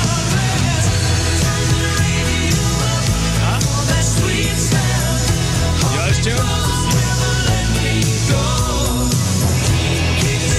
Lost man, Why do I Eric not Carmen. Know, now I know his name. I had and no I'm glad. idea. Woo! He wrote some beautiful He wrote numbers. some jammers. Good job. Anyway, happy birthday, Eric Carmen. On Saturday, Ben Affleck's more talented little brother, Casey Affleck, is 48. Pete Sampras, the tennis stud married to Brigitte Wilson, is 52. Happy birthday on Saturday to our buddy Steve Ewing from The Urge. Oh, yeah. Steve. Man. Steve Ewing from The Urge, obviously Steve's Hot Dogs out on Grand. And tomorrow, if your name is Steve, and if you go to Steve's Hot Dogs, half off. What? Yeah, That's excellent. for Steve's birthday. That is a great way to Half off for celebrate all that. Steve's at Steve's Hot Dogs. I've never met a bad I'm not Steve. just making that up, by the way. Dang. I'm just, hey, if your name is Steve, just go to Steve's Hot Dogs. That is not fair. Man. But you have to have ID. Steve Ewing turns 54 tomorrow. Wow, he looks amazing. Peter Krause, who is Nate Fisher on 6 Feet Under and Adam Braverman on Parenthood, One of my favorite actors. is 58. Sir Mix-a-Lot, Baby Got Back, is 60. Mark Knopfler from Dire Straits is 74 on Saturday. And on Sunday, John Slattery, who is a Roger Sterling on Mad Men, he turns 61. And Danny Bonaducci turns 64 on Sunday. The He's douche. had some pretty bad health problems recently, Danny Bonaducci. He's doing radio out in Seattle. Does a morning show. All right, today's porno birthday, which is being brought to you by Patricia's, where fun and fantasy meet, is Nikki Randall. And today's birthday girl has been in 124 fine films, including Beverly Hills Copulator, Candy's Custom Car Wash, Europe on 2 Guys Per Day, Girls Just Want to Have Fun, Girls Who Dig Girls 9, 10, 18, and 19, Slut Hut 1. Just something happened in the studio. Slut Hunt 1, Teasin' and Pleasin', Unnatural Acts 2, and Who Could Forget a Role? In 1988's Jane Bond Meets Thunder Thighs. Nikki Randall is 59 years old. That's your porno birthday. Those are your crappy birthdays, and that was your crap on celebrities. All right, we'll take a break. We'll come back, and we have Rafe's E Memoriam. Yes. I'm adding that vampire movie list to my in memoriam right now. Yes, please. Rafe's E Memoriam after the break, and we'll get to some of your emails. It is 7:45. It's Friday. Traffic and weather, Lern coming at you. It's brought to you by Worldwide Technology Raceway. There's still tons of racing left in 2023. IndyCar returns August 26th and 27th. Get your tickets now. EMS responding to an accident reported at Arsenal and McCausland. Your weather today, 93 will be the high. It's going to be kind of nasty looking. Weather the rest of the weekend, rainy. That sucks. 73 tonight. Right now it is 73 out there, and your point weather is brought to you by CarX Tire and Auto. I'm sure we've all done this. You know, send a text and autocorrect completely change the meaning. Yeah. Usually when you write the F word, it turns into duck. Hang on, I'm taking a shot. You know what's been happening lately with that, too, is like it'll do it it'll say the thing I typed, and I'll look at it, and then I hit send, and it'll change it right as it's sending. And I'm like, you just made me look like an a-hole. Yeah. Yeah. Would you say the word shot instead of the other S word? Okay, well, Sugar. You see, that right there got somebody in trouble. Oh, no. Oh, yeah. Yeah. So a woman near Allentown, Pennsylvania, recently texted a friend saying, I think I just S-worded myself. Yeah, except, it autocorrected to, I think I just shot myself. Right. Oh, man, that's a little different. So the friend immediately called 911. Oh, boy. Good friend. Yep. Good friend. So the woman who texted had been dealing with health issues. I don't know how old she is, but she was waiting to have surgery on both hips. So she was having trouble getting around. Police responded to the call, and this is where it gets very unfortunate. She told them through her Ring doorbell that she couldn't get to the door and didn't need help. And then she explained the autocorrect thing. Like, I meant to text This. the S word, but it changed to shot. I can't get to the door because I got this hip thing. Still, they were worried she might harm herself. So they blocked the Ring doorbell. Okay, so the word is she might harm herself, and probably that they would be liable if they left. So she says they blocked her Ring camera and waited her out. She eventually cracked her door 2 hours later to see if they were gone yet, and says they yanked her outside, restrained her, and smashed her face into the door. Damn. Wow. Huh? Yeah. It's a bit much. It's a bit much. This all happened in February. We're just hearing about it now because she's suing. She texted that same person. They just ducked up my face really bad. The lawsuit claims they also illegally detained her for 13 hours, causing pain and psychological distress. A legal expert says the cop side of the story could be a lot different, so keep that in mind. It's not clear how much she's suing for. I'm just saying, just be careful. Be careful out there. Be careful out there when you text. Yeah. Because that's happened to all of us. Somebody on the instant feedback said, this is a hot tip. If it's real, I can't confirm nor deny, that if you make a contact in your phone with whatever cuss words you like to use, it won't autocorrect them anymore. Yeah, I've heard that. Guess what? That's happening today in my phone. I'm adding 7 new contacts. Yeah. F. Word Smith. That's right. Shot Rizzuto. Yeah. All right, ladies and gentlemen, it's time for Rafe's Whoa, we're getting into it. Oh, well. Let's do it, baby. What better time than now, right? Yep. I don't know. That was present. Are you ready for it? You know I'm ready, Okay. brother. Ladies and gentlemen. Yes, go ahead. No, go ahead. Well, let's do it properly. Here we go. Ladies and gentlemen, Rafe Wiliams. This week's Rizz Show E-Memoriam. For those of you unfamiliar, the E-Memoriam is for those who left us this week because of something we said or did or had the audacity to have an opinion different than theirs. Sometimes it's people with legitimate complaints. Sometimes it's people that have been triggered by something we said on our comedy morning radio show. And sometimes it's people who are legitimately guano crazy and just can't stop sending us emails. But either way, we want to give them a proper goodbye. And the E-Memoriam is sponsored by Hughes Funeral Alternatives. Discover Aquamation, the natural, gentle, eco-friendly alternative to fire-based cremation. Thank you to Hughes for sponsoring the E-Memoriam. First up this week, emos for emus. Oh, no. We figuratively and literally ruffled the feathers of a few folks this week when we all agreed that emus were just off-brand ostriches that have no business being emotional support animals. We get it. You guys are going through a tough breakup, and you want to hang back at the crib and listen to Morrissey albums while you cry on the tiny vestigial nub-winged shoulder of a 7-foot-tall, cross-eyed, flightless demon fowl that looks like you ordered Big Bird off of Wish.com. But we got news for you all you heartbroken bird brains, when it comes to your affection. It's a one-way street, pal. Because just like Snoop Dogg, emu don't love them hoes. Emu is them hoes. In the wise words of Mobb Deep from the infamous archives, you know, sometimes emus can be awfully cruel. If you happen to care for one more than yourself, they consider you a fool. They mistake love for weakness and play on your mind. And at your expense, they amuse themselves just to pass the time. Yeah, we don't love them. We don't love them. Emu, we don't love them. Yeah, yo, we don't love them hoes.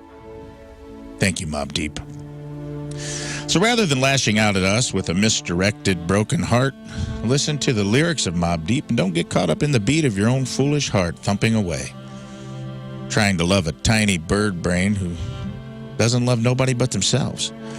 I mean, the signs were all there. These heartless, flightless fascists have a history of conquering an entire continent and decimating the Australian army in the Great Emu Wars. They were willing to make sworn enemies of Hemsworth forefathers and an entire army with the most adorable accents, bar none. What makes you think they could ever emotionally support you? If you must leave us, then do.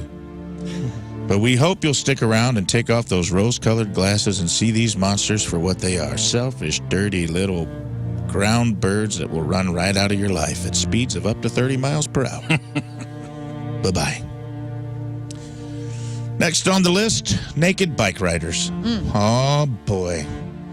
We upset some of our nude listeners when they were upset that we all said we were out on the naked bike ride. Sorry we didn't want to display our little Lance Armstrongs in your perverted tour de Frankenbeans.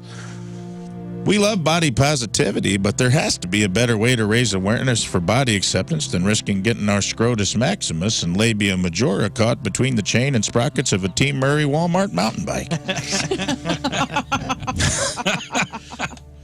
If this is where you ride off in the sunset, adios, and Bumblebee Tuna, your balls are showing. Couple of guys who spell Mark with a C at the end. Oh, no. Oh, no. Yeah, this is a big one this week. We made a little patootie oopsie this week when we said we were surprised that the Lake Tahoe foot fondler, Mark Anthony, spelled his first name with a K at the end and not a C because everyone knows that all guys who spell their name M-A-R-C are dirty toe jam sucking pervs. In hindsight, maybe that was a little harsh. Yeah. However, in our defense, I have compiled a small, short list of marks with C's. And this is a funky bunch of Marky Marks that I believe strengthens our argument. Marc Jacobs, famous fashion designer. He has a luxury shoe brand that is the bulk of his business. And what do shoes contain? Dirty little feet. He even once said, describing his own style, what I prefer is that even if someone feels hedonistic, they don't look it.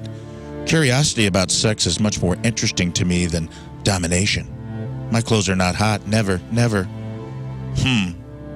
Nice try, Mark. Hiding in plain sight. But we see you, Mark with the C, and Jacobs with the C.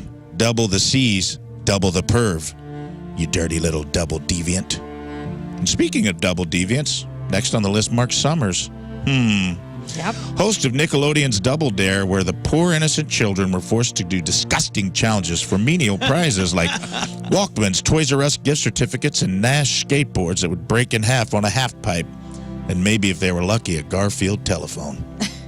And lo and behold, the most popular challenge of all in Mark Summers' little arsenal was Toe Jam Footlocker. Oh, no. A giant foot on the floor that had Toe Jam gack in between each toe. Hidden in one of the gack-filled gaps or occasionally inside the foot itself was a flag to be grabbed. The player had to search around the entire disgusting foot to retrieve it. He was forcing children to do his dirty little foot jobs and retrieve literal red flags. You're disgusting, Mark C. Summers with a C. Mark C. Summers. He spells his last name with a C, too. Mark C. Cummers. Oh, boy. And finally, Marcus Aurelius. The most revered in all Roman emperors, and we all know the Romans were total pervs. Plus, his son was Commodus, also spelled with a C, and he had a harem of girls and guys. Plus, he's the dude that killed Russell Crowe in Gladiator, so thanks a lot, Emperor Mark with a C. No thanks.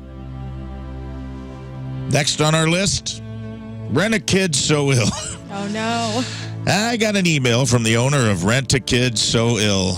And while they did appreciate that I mentioned their business on the air, they were not flattered in the way in which I mentioned it. Now, in their defense, they do rent tiny pygmy baby goats to make kids happy at birthday parties, but they did not do a very good focus group when it came to choosing a name for their business. And I may have gotten them flagged on a few FBI watch lists. But I would like to apologize for that. Because at face value, when your email address is rentakidsoill@gmail.com, you're not getting all kids' parties. You're getting a few perverts. And while I do apologize that I outed you on the air, I do think maybe a rebrand could be in order so people don't literally try to rent kids from you. Adios.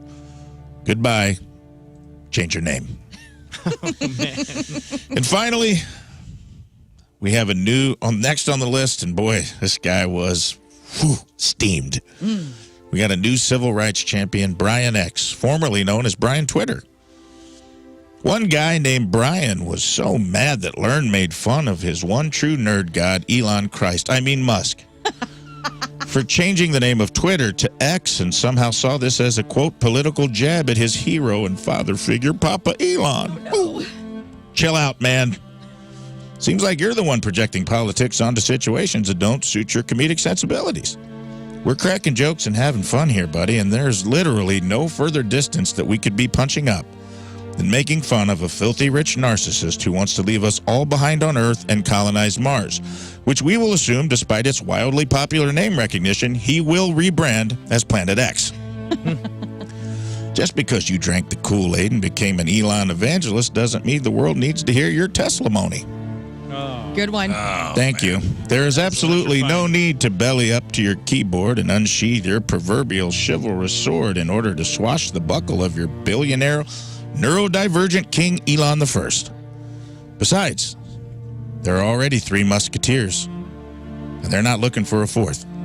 And even if they were, I don't think Athos, Porthos, Aramis, and Brian has quite the same ring to it. So maybe lay down your arms and realize that here at the Rizz Show, we actually like you, Brian. We don't want to abandon you here on Earth, so pick up your sword and shield and switch sides and join us. Fight the good fight with the gaggle of idiots who don't take themselves too seriously. Come back to the Rizketeers, where our motto is, all for one, one for all. United we stand, divided we fall. 1 pair of ovaries and 4 sets of balls. I almost teared up on that. But if you can't get with us, Brian, then get the hell out of here. And now that brings me to our real RIPs, and we got a couple from last week and this week. We lost some good ones, man. We lost Pee Wee Herman. Yeah. Paul Rubens. You were responsible for my first hickey, so you hold a near and dear place in my heart, and I won't give context on that. I'm just going to say it into the microphone and let it lay. And I don't know if there's an afterlife, Pee Wee, and I certainly hope there is. I hope that when you met whoever God is and they revealed themselves to you in all of their glory, as soon as they finished, you said, I know you are, but what am I? Because that's rad. I love you, Pee Wee, and I hope you have your bike up there in heaven. Robbie Robertson of the band. He finally took that load off of Annie and left this world. You will be missed, Robbie. Your cover of Atlantic City is awesome. Johnny Hardwick, who we just mentioned, was the voice of Dale Gribble. Sad to see you go. Bad timing. I feel bad for that show. They got a couple characters. I don't know how they're going to voice them because I believe Leanne was also voiced by Brittany Murphy. So they got some big shoes to fill on King of the Hill. Good luck and Godspeed. And finally, a St. Louis icon we didn't get to last week. The one and the only, Beetle Bob. I'm sure he's up whatever heaven he's in. I am sure that he's pushed his way into the front row and just danced a circle, mowed over some teenage girls, and is dancing as close to Jimi Hendrix or Janis Joplin or whoever's playing a show up there this evening. I'm sure Beetle Bob has weaseled his way into the front row and has made it all about him. And Godspeed, Beetle Bob. That's right. And if I missed anyone, feel free to chime in. Otherwise, that concludes this week's. No, nailed it. Way to go, Rafe.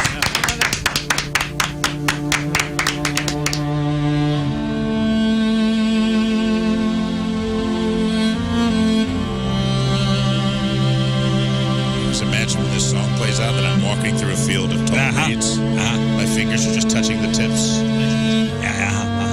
right. That's enough of that. All right, we'll take a break. We'll come back with your Friday fail stories.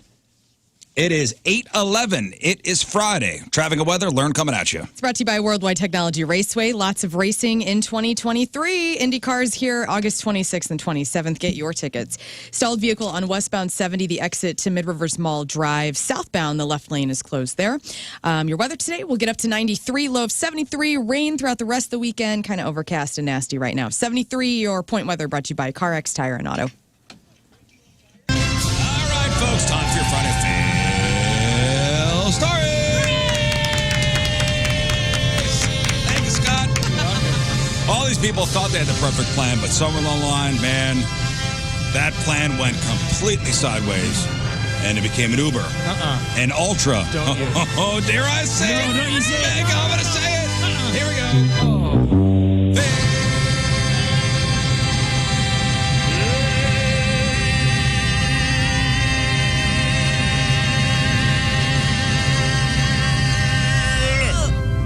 Failed. And we didn't have the singer here this week. I know. Wild. Stepped it up a notch. Yeah. Well done, everybody. Thank you. Friday Beautiful fail work, boss. stories. Thank you. Sponsored by. Mort's Royce Jewelry, the official jeweler of the Rizzuto Show. So we didn't have Friday fails last week, so I got just a lot. I got a lot to get. I Bring 'em got out. a lot to get. A lot of failure over the past 2 weeks. I thought we've been doing better lately. I Nope. guess not. Ah. No. We'll start with a guy from Bend, Oregon, drinking bourbon on Tuesday night and cleaning his handgun. What could possibly go wrong, guys? No. Drinking bourbon, Clean your gun first and then have the bourbon. cleaning your handgun. Well, the guy wound up shooting himself in his own left thigh. That's fail and bad decision number one. Bad decision number two was when he decided to drive himself to the hospital. On his way home, on his way to the hospital, he lost consciousness and crashed into a parking structure pillar right there at the hospital. He'll be okay. Charges are pending. Failed. Do not try this at home, kids. A guy in eastern China ended up in the ER after getting a light bulb stuck in his mouth. I'll explain. Adam's Thank you. family. Eating light, I guess. Again, don't try this at home, kids, but there was a dumb Facebook video a while back that claimed this exact thing could happen. So the idea is if you put a light bulb in your mouth, glass first, it could get stuck behind your teeth. Then you panic, the muscles in your face tense up, your jaw locks, and you can't open wide enough to get it back out again. Sounds smart. Obviously, that glass is thin, so if it shatters, you end up with a mouthful of tiny shards of glass. Well, doctors were eventually able to remove the bulb from this guy's mouth without breaking it. Wow. But it took some effort. He dislocated one side of his jaw during the stunt. He's going to be all right. Once the bulb was out, he said he'd heard about the challenge online, but didn't think it was true, and he wanted to see the whole thing for himself. It's the only way to find out. Failed. Man. You are still a stupid criminal, even if you acknowledge that you're a stupid criminal. A 53-year-old guy in Florida, Daniel Kaxmar, was caught stealing from Walmart this week. He took a bicycle pump, lock, and inner tube. He was spotted by the store security as he was trying to hide the stuff under a shirt. They called the cops. Daniel arrested outside the store. He admitted to the theft and even told the cops, quote, "I'm not good at shoplifting." They didn't ask him to assess his prowess. He just volunteered. He was hit with a felony because he had 2 prior theft convictions on his record. He was just arrested last month for stealing $20.78 worth of, quote, multiple drinks and sandwiches from another Walmart in Florida. That time, Daniel also had fentanyl on him. So, whoops. Failed. So this next guy here simultaneously ended their career as a driving instructor and launched a career as a digital content creator. So there is a driving school in Colorado called Learn to Drive. And on Tuesday, someone crashed into their building. And even crazier, it was one of their driving instructors. The irony. The icing on the cake is there's a photo where the vehicle is shown through a smashed brick wall and window just below the business's Learn to Drive sign. So It's a literal meme. Fortunately, nobody was seriously hurt. The police say there was one minor injury, but everyone inside was able to dive out of harm's way. The driver was cited for a traffic violation. I don't know if he's out of a job. A neighboring business put out surveillance footage of the accident, and the instructor apparently hit the gas instead of the brake while trying to park. It was supposedly the guy's second day on the job. Failed. You said guy? Hey. What does that mean, Scott? You get out of here. So most people who get baptized as adults try to turn over a new leaf, right? But not always. Some idiot broke into a church in Florida last week, baptized himself, and then immediately robbed the place. His name is Derek Porter. He's from Georgia, but it happened at a church in Panama City Beach, Florida on last Friday. He used a cinder block to smash out a window, and then he got into the church's baptism pool. He claimed later that he didn't remember much about the break-in except that he baptized himself. Once he was done, he loaded a TV, computer, and other electronics into a truck along with church's money bag. Cops showed up before he left and arrested him for burglary and criminal mischief. They also found meth, so he's facing charges for that too. So there's chest cam footage of him acting confused when they ask him if anybody else is with him. It's worth a watch because there's one funny part at the end. They had a police dog with them, and the dog also hopped in the baptism pool. Apparently, it was hot that day, but Cute. Failed. Is anybody with you? Well, as of a few minutes ago, Jesus is with me. He's walking right next to me. Yeah. If you saw one set of footprints, it's because he was carrying me. Makes sense. A man in Phoenix was arrested last Friday after he got stuck in somebody's chimney while apparently trying to break into the house. Santa. This may have seemed like a clever move. It's been over 110 degrees for an entire month in Arizona. Remember that? So no one is using their fireplaces, but that's where the cleverness ends. The homeowners heard the guy in the chimney, called 911. Firefighters rescued him. He was taken to the hospital to get checked out. He's fine, but now he's facing charges, including criminal trespassing. The guy is a 47-year-old named Irvin Guzman. The family says the guy knew them, but it's unclear what their relationship was. There's also no word why the guy was trying to break in, whether it was an attempted robbery or something else. Police are still investigating. Failed. A bank robber in Ohio was arrested after he fell into a recycling bin as he tried to get away. This happened last Wednesday in Huron, Ohio, where the suspect tried to rob the Vacation Land Federal Credit Union at 2 a.m. Police arrived at the scene, heard noises coming from the roof of the bank's drive-thru. There was an open recycling bin underneath. Officers then waited for the 27-year-old to drop back down into the bin. I guess he used the bin to help boost himself up so he's not a dummy. onto the roof. He immediately surrendered once he saw police. He was charged with breaking and entering, possession of criminal tools, and safe-cracking. Failed. 3 dummies arrested after being busted breaking into a Pennsylvania State Police impound lot to recover drugs. So last week, troopers pulled over a truck. During the stop, a police canine alerted officers to drugs in the truck, and it was taken to an impound lot. 3 days later, at 7 in the morning, state police were notified that somebody had broken into the lot overnight. Cops found a hole had been cut into the fence, and surveillance video shows a person getting into the bed of the truck through the sliding window of the cab. So what do they want so bad? The day before, cops found crack, meth, heroin, pot, and a bunch of other drug-related things in the truck. Cops obviously knew who broke into the truck. One of the buddies of the truck's owners rolled on the 3, and they were all arrested. All have been charged with burglary, tampering with evidence, conspiracy charges, criminal mischief, and several other felony-related things. Failed. Like, the drugs aren't in there anymore. Now they're in the evidence room. Well, also, you're breaking into a police impound yard. Right. You don't think there are cameras everywhere? Right. Well, in GTA, it's pretty easy to do, so I think. I got 3 more for you. If you live in Middletown, Florida, just out of Tampa, and your house is a blur on Google Maps, I know why. A man in Florida was arrested Monday after leading the Middletown Police Department on a high-speed chase, and at the time, he was driving a Google Street View car. That's pretty awesome. And you've probably seen the vehicles. You know, they're mounted with a bunch of 360-degree cameras on the top of the car. So cool to see one. The driver wasn't running from the police initially. A cop just saw the car flying down the highway at over 100 miles an hour. He immediately turned on his lights and started pursuing, but the Google driver refused to stop.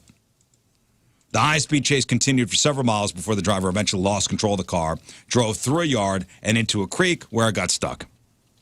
The driver told police that he was scared to stop. The police haven't released any of the details on what the guy's deal was, but that is a fail. If you run up to an airport gate late and the door is already closed, there's probably nothing you could do to get them to open that door for you. Mm-hmm.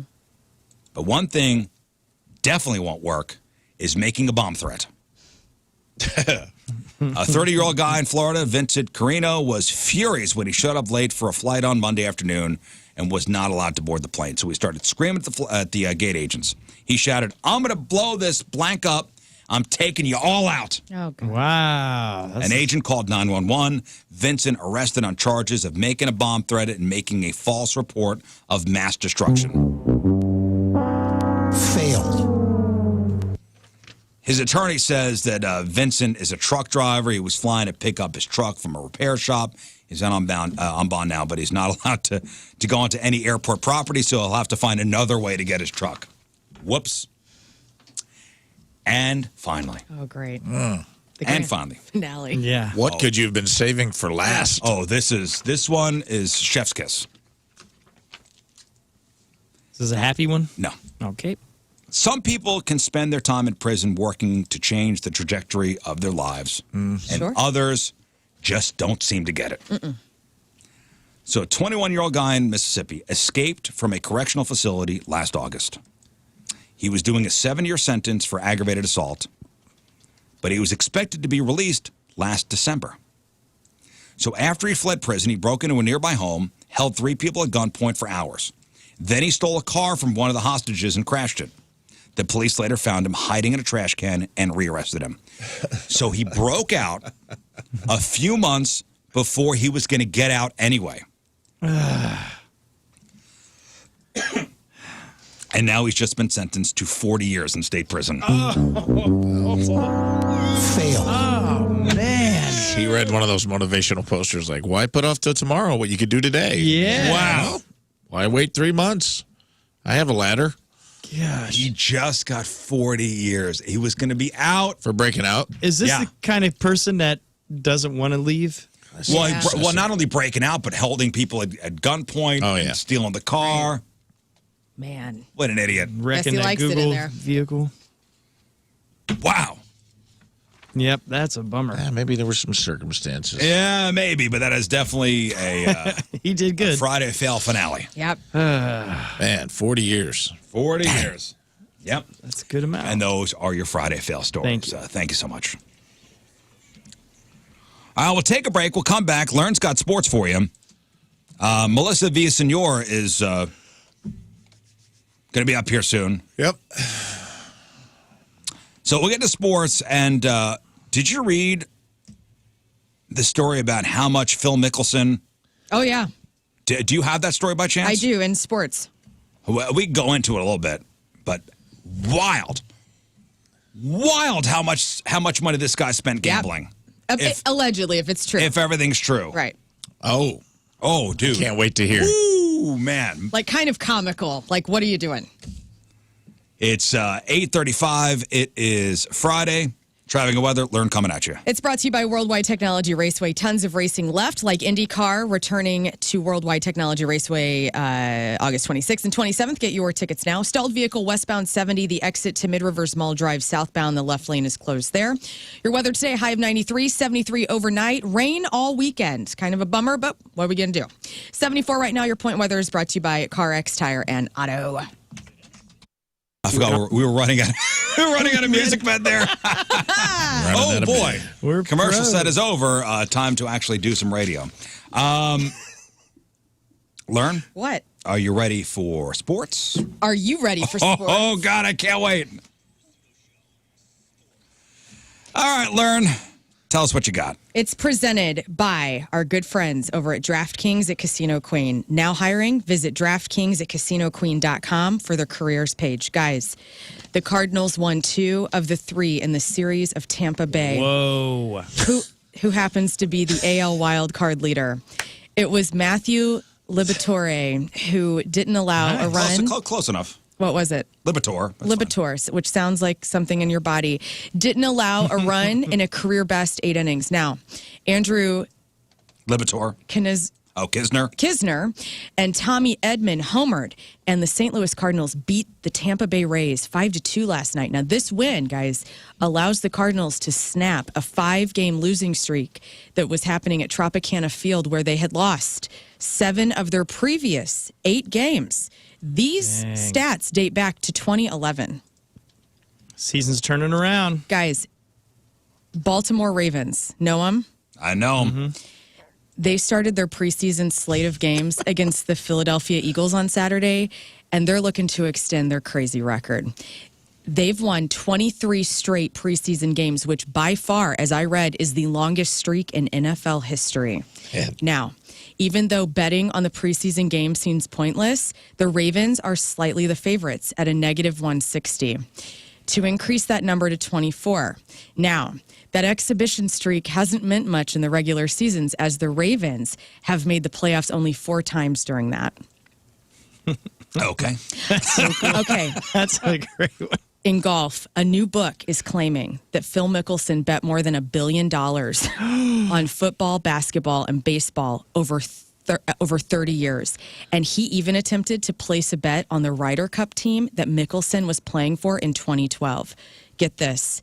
Professional gambler Billy Walters has a new book called Gambler, Secrets from a Life of Risk, that from 2010 to 2014, Phil Mickelson made more than 858 bets of $220,000. And then he made over 1,000 bets of $110,000. This guy also estimates that Phil Mickelson lost around $1 million while betting that he also estimates that Mickelson lost around $100 million while betting that more than $1 billion. Waters also claims that while Mickelson was playing for the U.S. during the 2012 Ryder Cup, he called Waters and asked him to place a $400,000 bet on the U.S. Now, Waters says he refused and told Mickelson, "Hey, buddy, don't you remember what happened to Pete Rose?" Burn. Reading more into it. So back in 2011, he made 43 bets on Major League Baseball games in one day. I think there's only 18 max games that are played per day. Yes. So he made 43 bets in one day. So he's doing prop bets. He's all over the place. Yeah. And he lost $143,000 that one day. But he bet on games that he was in, right? Phil Mickelson? Yeah. So he tried to bet on the Ryder Cup. Okay, tried to bet $400,000 on the Ryder Cup. They say that particular Ryder Cup tournament, he would have lost anyway. So he would have lost that money. I bet this means he'll never get in Cooperstown now. Yeah, it's not. Guys, So wait, he lost $1 billion total? Possibly, yes. Holy This book alleges that he possibly lost $1 billion in betting. Hey, still and got is the 20 next bucks. Pete Rose. In hoop news, what? Okay, go ahead. No. Steve Kerr has led the Golden State Warriors to 4 NBA championships and is entering his final year at the age of 57. So there's a chance that he could retire while still on top of his profession. Now, if he does that, there's another Kerr being groomed to take his place. Nick Kerr, Steve's son, who's 30. He's been promoted to the head coach of Santa Cruz Warriors. And the Man, Warriors... you got to be really careful saying that name. Yeah. What? Which one? The one you just said. Oh. The Warriors' G League affiliate, which I don't know what that means, is Nick Kerr's first head coaching job. Guys, Floyd Mayweather is doing his part. He's helping 100 people displaced by the devastating wildfires. Can I ever say that word? In Maui. The boxing legend personally paid for 68 families to fly from Maui to Honolulu. Mayweather is also providing the families with hotel rooms for several weeks and food from local restaurants. The Blues are off tonight, and we do not have an NFL team. There we go. That's sports. Excellent job. That's how you do it. That's how you do sports. I hope he does become the coach. This will be a lot of fun.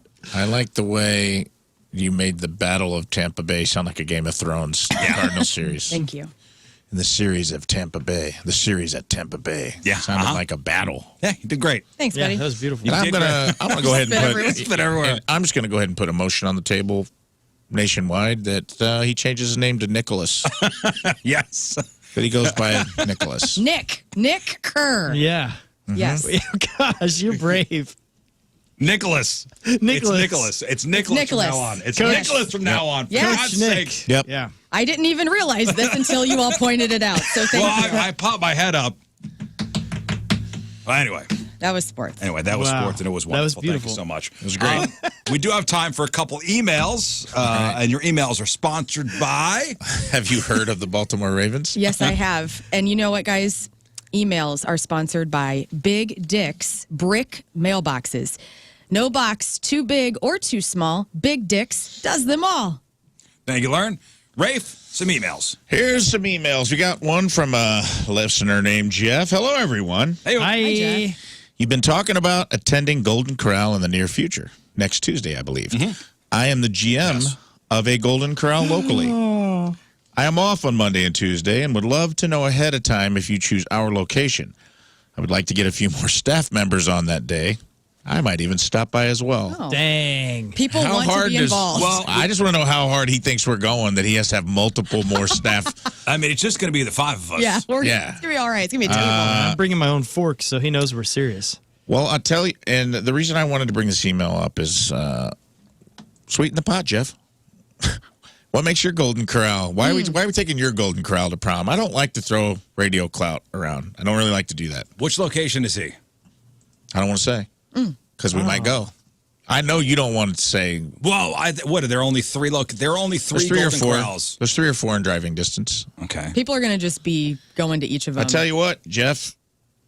We get the old steak bar turned on at lunchtime. You might have yourself a go picture. You know what I mean? Who knows? Maybe I like If you're going to put a this. couple extra people on, maybe we give Rizz the whole experience. I don't know. I don't want to abuse radio clout that way, but I don't know. Send Well, us we're an going on email. Tuesday. We're going on Tuesday. Sell us on your location. That's what I would say. Let me see. There's one in Brentwood. Yeah, I know that There's one. one in O'Fallon. There's one in Alton. That's the classy one, right? Alton, Illinois, Golden Corral, Fallon, And people assume that we're going to the closest one. Don't assume that. Brentwood. No. I think there are only 3 in the area. Okay. Dang. It's going to be one of them. Shiloh. There's one in Shiloh, Illinois also. If we go to the Shiloh one, we can also stop by Eckert's.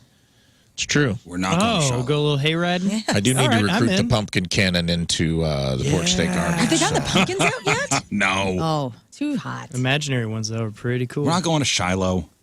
Alton, Shiloh, Springfield, Illinois. No, too Let's far. do that. We can go see Abe Lincoln. 1 of 3. We'll be at 1 of 3. Next. All right. Next, urgent. Oh, well, hold on a second. Hold on. Urgent. Hold. This one was urgent. Somebody said that they wanted to bring. Oh, man. Is it the one about the 13-year-old? Yeah.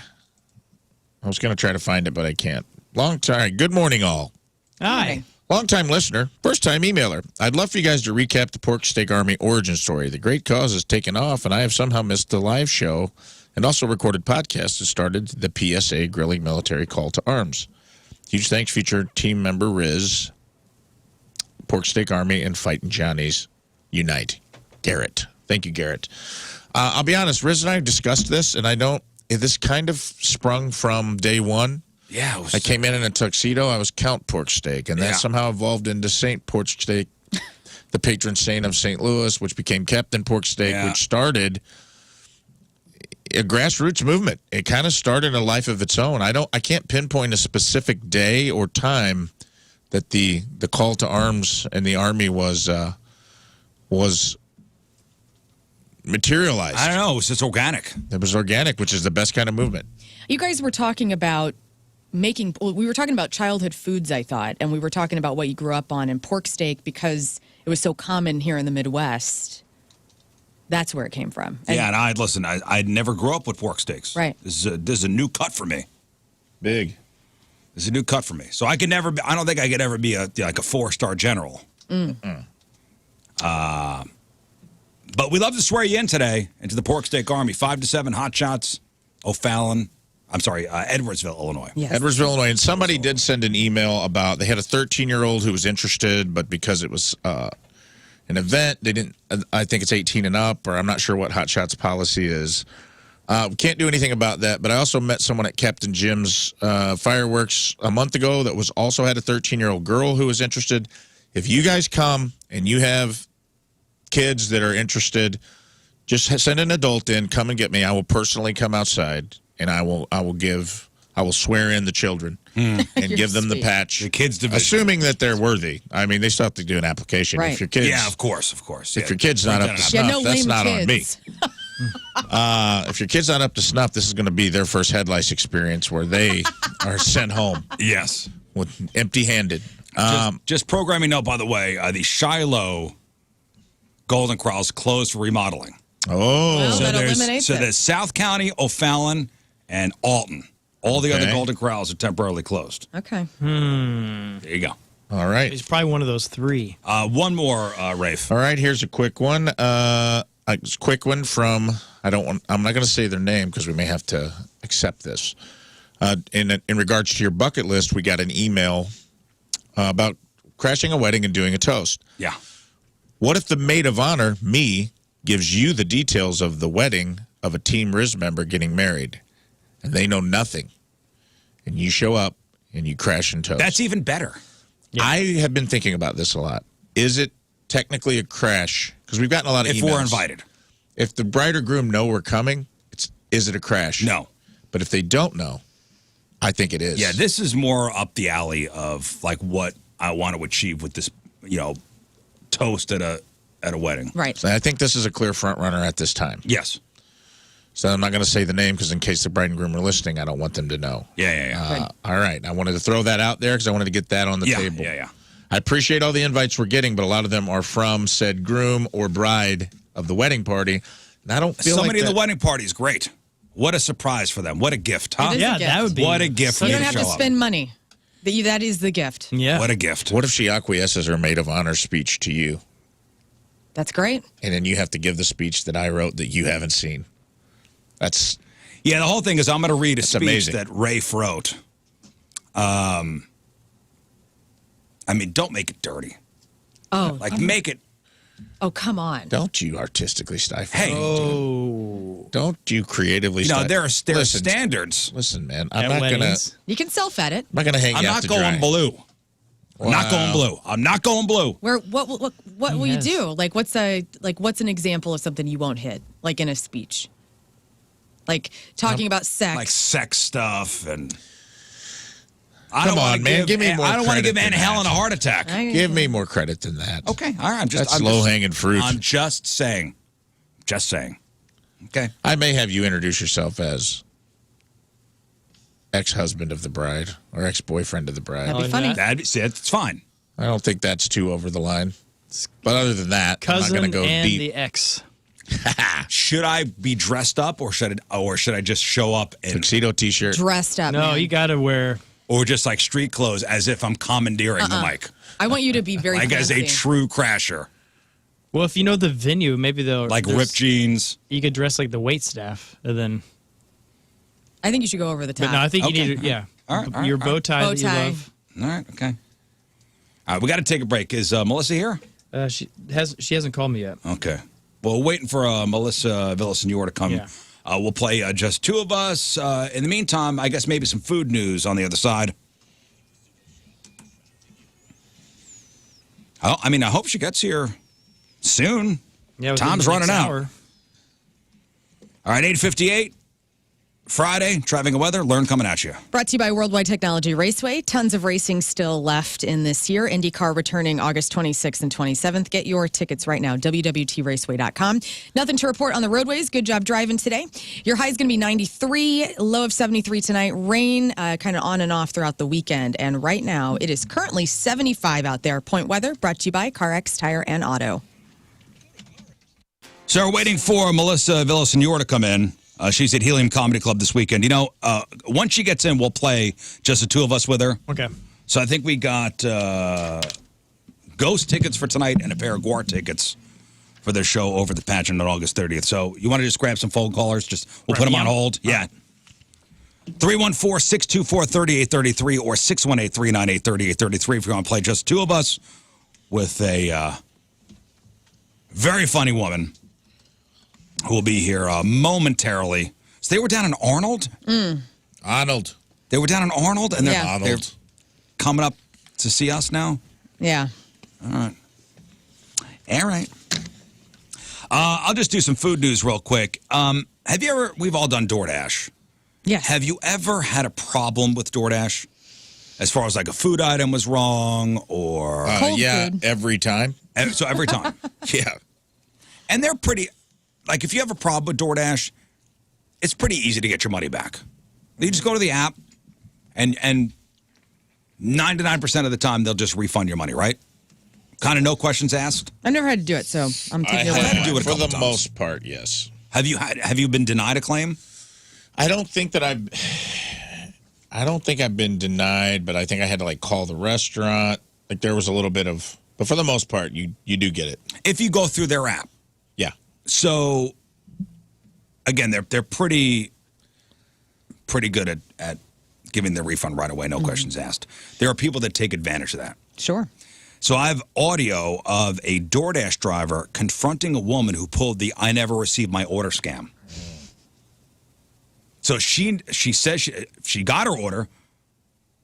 She went to the app and said she never got it, and she got busted. And here's what that sounded like.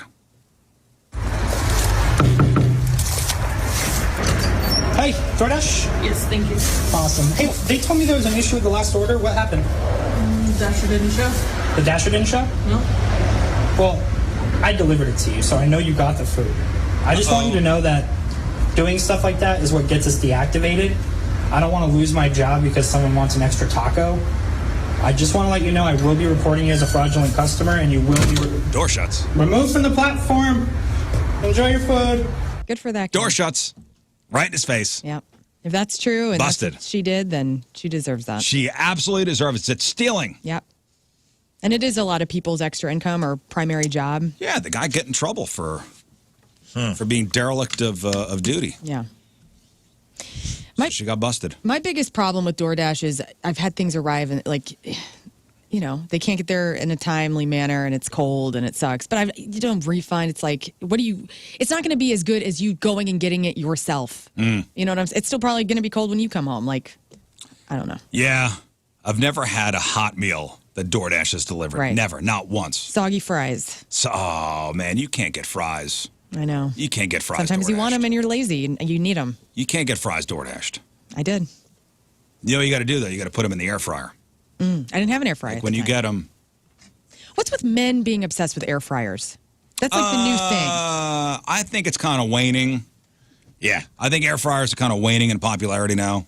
Tim's only cooking with an air fryer at our house. Last night, heating up a burrito in the air fryer. I haven't touched the thing. They are. How was it? Easy. It's delicious. I mean, certain things are good in the air fryer. Yeah. Fries are good in the air fryer. Making rice in it's cool. And if you don't have time Rice? to. How do you make rice in the air fryer? Ours makes rice and Why they quinoa. had to. Are you talking an Instapot? No, I'm not. This is like an air fryer elite. I don't know what it is. What? He bought it on Amazon. I don't know. We I have need a one that make and does model. both. The same thing could do either one. It's a rice maker and an air fryer? Yeah. Well, it's the What? pressure cooker and air fryer. But frozen foods, it's awesome because you can air fry those and you don't have to dethaw them. Gotcha. And it works great. Yeah. There's certain things. Chicken wings. Yeah. Chicken wings are good in the air fryer. Salmon. But you take those cold fries, like Five Guys fries, are terrible traveling. Terrible. You put those in the air fryer in the basket. Yeah. A couple minutes, they're back to being crisp. Didn't know that. In fact, I believe the air fried fries from Five Guys are better than when you get them at the store. Really? Five Guys fries are so overrated. Pro tip. So overrated. Yeah? Oh, absolutely. Okay. They always rank high on lists of like, best fries from fast food places. Because they're I fresh think cut. They're putting them out. Those bags of taters are sitting out for everybody to see. You know what I mean? Skin on. They're kind of pushing that narrative. When you go into Five Guys, they got bags of potatoes like stacked on pallets. Big potato. Being like, oh, sorry, we didn't realize our fresh potatoes are just sitting out in the lobby like that. Yeah, we get it. We get like, it. You know when your friend gets engaged? Yeah. Oh, gosh, is it hot in the here? ring? And Oh, is that a ring? we saw the ring, so nice. Janine. We saw it. Uh-oh, we have a comedian in the house. Hello, hello. Melissa Villaseñor in the house. Take a seat. We're on the air. You're sitting right there. Your seat. Oh, okay. Hop in. We're on there right now. All right. Right now. Hi, how was Fenton? Was that where No, she was in Arnold. How was Arnold? It was so fun. All right. I had a good donut. Oh, you did. Oh, Courtney's. yes. Courtney I next should door is buy at the. you some. Dang it. I'm sorry. Cake donut or like a normal donut? It was the thingy, the long one. Long John. Are those called Long John? Oh, Yeah. Well, Also there's a Fat Steve. It's a regional thing. Long Johns? Yeah. Yeah, I never really had a Long John until I moved here. Well, they're called cream sticks in some part of the country, which I do not Not like. where I'm from.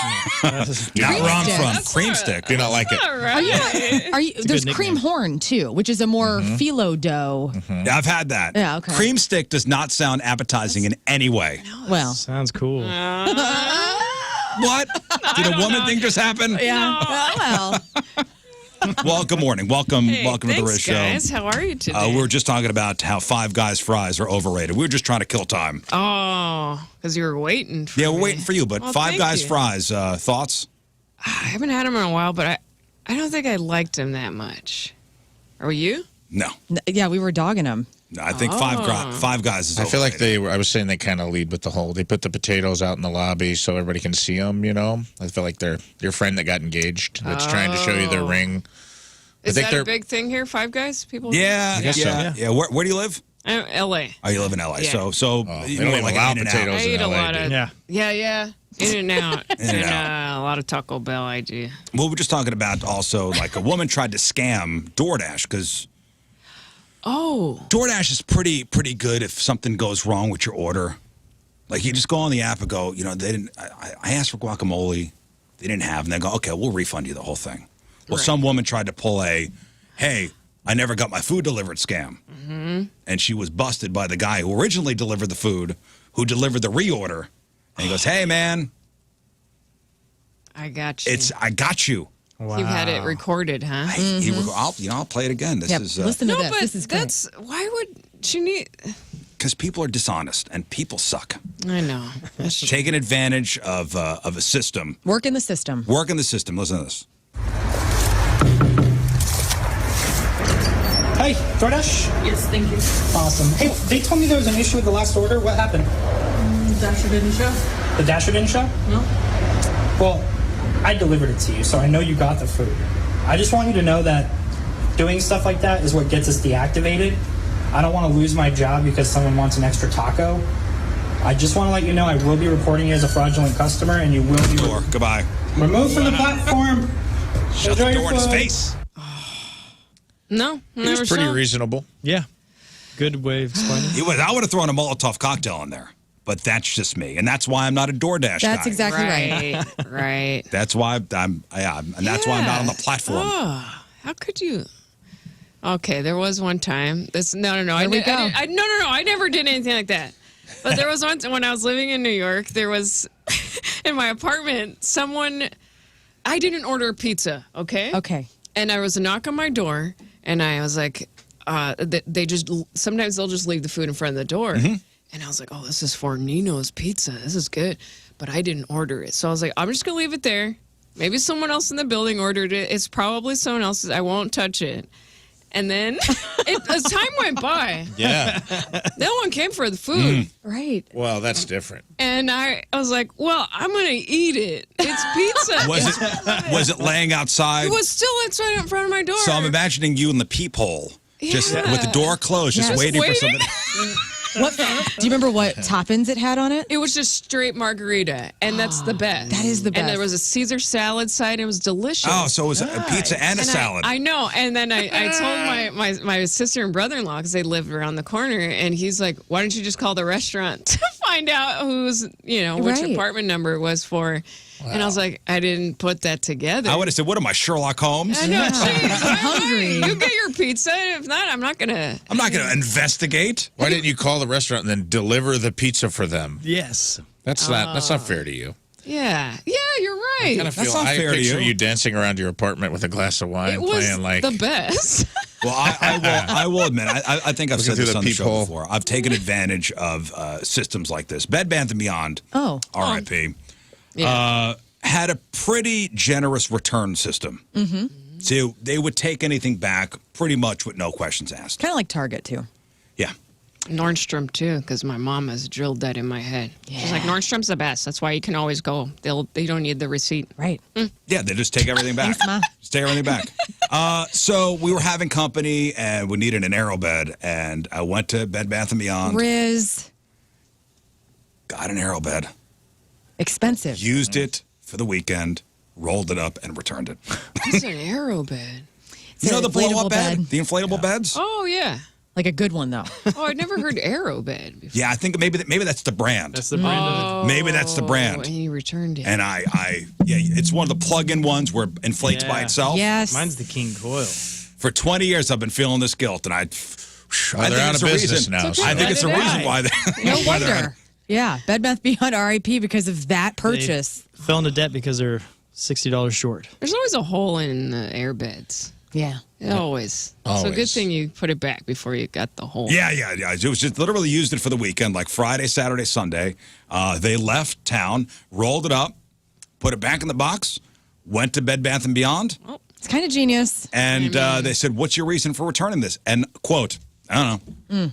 Hey, I don't know. Yeah. That's what you had That's in your enough. pocket? Wasn't I comfortable. I didn't think they'd ask. All right. I don't know. I wasn't really good thinking on my feet. All right. I Here's actually really love that. Yeah. I've been sleeping on the floor for 25 years. I tried it out, and it's not for me. I don't know. I had a friend that would rent. This is back when they had the big box, big screen TVs. You know, and they look like the front screen kind of looked like a oil in a puddle of water if you Yes. looked at it the wrong angle. He would go get one for Super Bowl Sunday to have a party, and then he would go return it. genius move. Again. Wow. So he It's didn't game wanna in the buy one. system.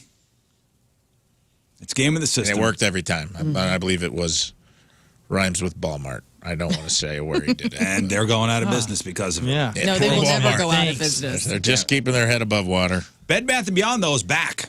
Because I think Yes. Overstock.com bought them. And now Wait. Bed Bath & Beyond is online. That's right. Well, good.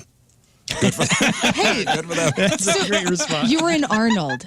What did you think? You've never been to Arnold, Missouri before? No. What did you reason like would it? she ever have to be there? Well, I there's a don't cool know. water She seems tower there. interesting. There's interesting things in Arnold sometimes. I mean, we just went in for the donuts. Yeah. And for the chat, but they were really sweet. There was a crowd out there in the parking lot. That's wonderful. That was sweet. Yeah, because people here in St. Louis love donuts. I mean, who does? Who If you do- don't, then you got a problem. You got a real problem. Yeah, they're the best. I really was thinking about it. It's cake, Yeah. fried, and a little frosting. Yeah, I'm like Yes. I'm a We put yeast- it in a breakfast category, which doesn't make you feel as bad. Right. Well, it's better the top of the. Well, whatever. But it's the best. I do enjoy there's two types of donuts. There's the cake donuts Yes. and the yeast donuts. What are you more a fan of? Cake. Cake. I like a little bit of fluff in there for sure. So I like the yeast donuts better. Is they that- fry up better.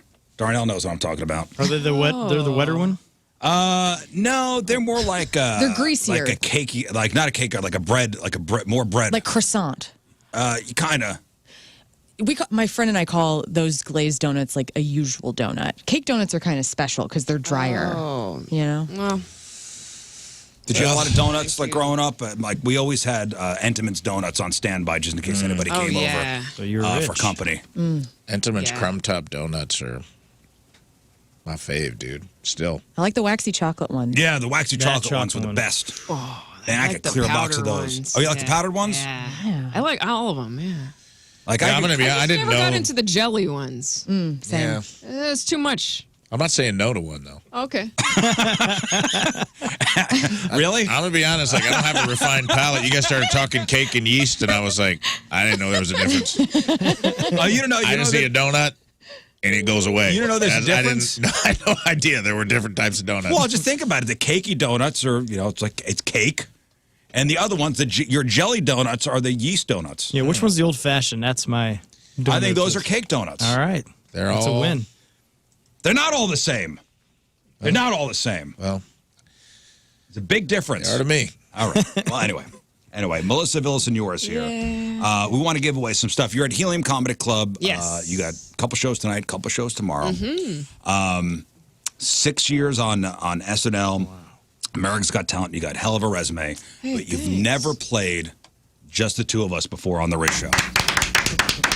So you have a pen and paper in front of you. Okay. So here's the game. All right. Okay, the game is that we're going to get a caller on the phone. Okay, they're going to pick, you're playing the whole time. They're going to pick one of us to play with you. Okay. So Rafe over here is going to read a question. Okay. You're going to write your answer down, and whoever's playing with you is going to write their answer down. If we match 3 of our 5 answers, the caller wins a prize. A kiss? Yes. Better than a kiss. We've got tickets to go see Guar. That's right, Guar. Who's Guar? It's a metal band, and they are aliens. They're aliens, yeah. They're an alien metal band. For reals. Yeah, show her a picture Yeah, of I'll show Guar. you That sounds fun. And what's this thing? That's my stress ball because I get anxiety. Cute. Thanks. Feel free to squeeze it. Here's Guar. Oh my gosh. Aren't they amazing? Take me. Yeah, you want to come back in town? Oh, for it? man, it's such a great show because That looks so cool. If you come back, wild. they'll probably sacrifice it's you. wild. They spray fake blood all over the place. A lot of Last liquids. time I went to see Guar, there was 2 inches of some kind of liquid on the floor when everybody left. They're kind of, yes, they have Oh Yeah. my Yeah. god. lots of things happen. But that's what's cool. It's like you forget you can really dress up and have fun. Like a band too. That's Oh, yeah. so cool. Show And biz. Blothar may I kill a love few that. folks, but he's totally a sweetheart. Just a big teddy bear. Super nice guys. Cool, Okay, so we okay. got tickets to go see Guar, and we got tickets to go see the band Ghost. They're playing tonight over at Hollywood Casino Amphitheater. So we got Ghost and Guar tickets. And tickets for Melissa. Yes. Well, please. if we have some, We never want to assume that we I have never free want to tickets. assume. So, yeah. I never. We're okay with that. I mean, and I tickets to have go a see little- Melissa tonight. No, I mean, if you want, no, if We you want like, No. if you like my comedy, though, no one wants to go and you're like, this is not my style. Well, Yeah. You're everyone's style. I hope so. You're everyone's style. You are. No, we're gonna have She will fun. also sacrifice you on stage. Yeah. Four pairs? Okay, we got 4 you- pairs tickets. Whoa, that's I want you to feel like you're missing out on any experience. All right, this is real easy. So when you write your answer down, don't tell anybody what it is. Okay. Melissa, okay. Hello, Sam.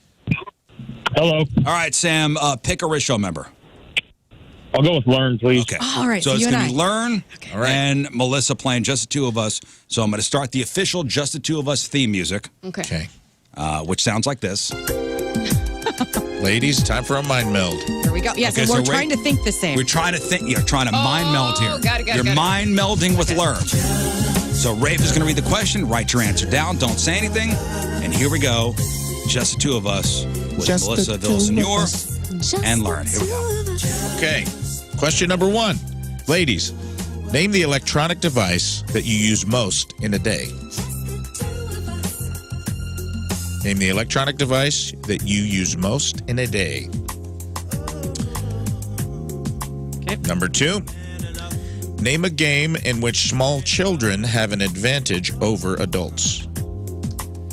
Name a game in which small children have an advantage over adults. Number 3. Name a food that someone who loves cheese would eat often. Name a food that a cheesehead would eat often. Number 4. Name something you look forward to getting in the mail. Something you look forward to getting in the mail. And number 5. Other than matches, name something people use to start a fire. Okay. Wait, say it again?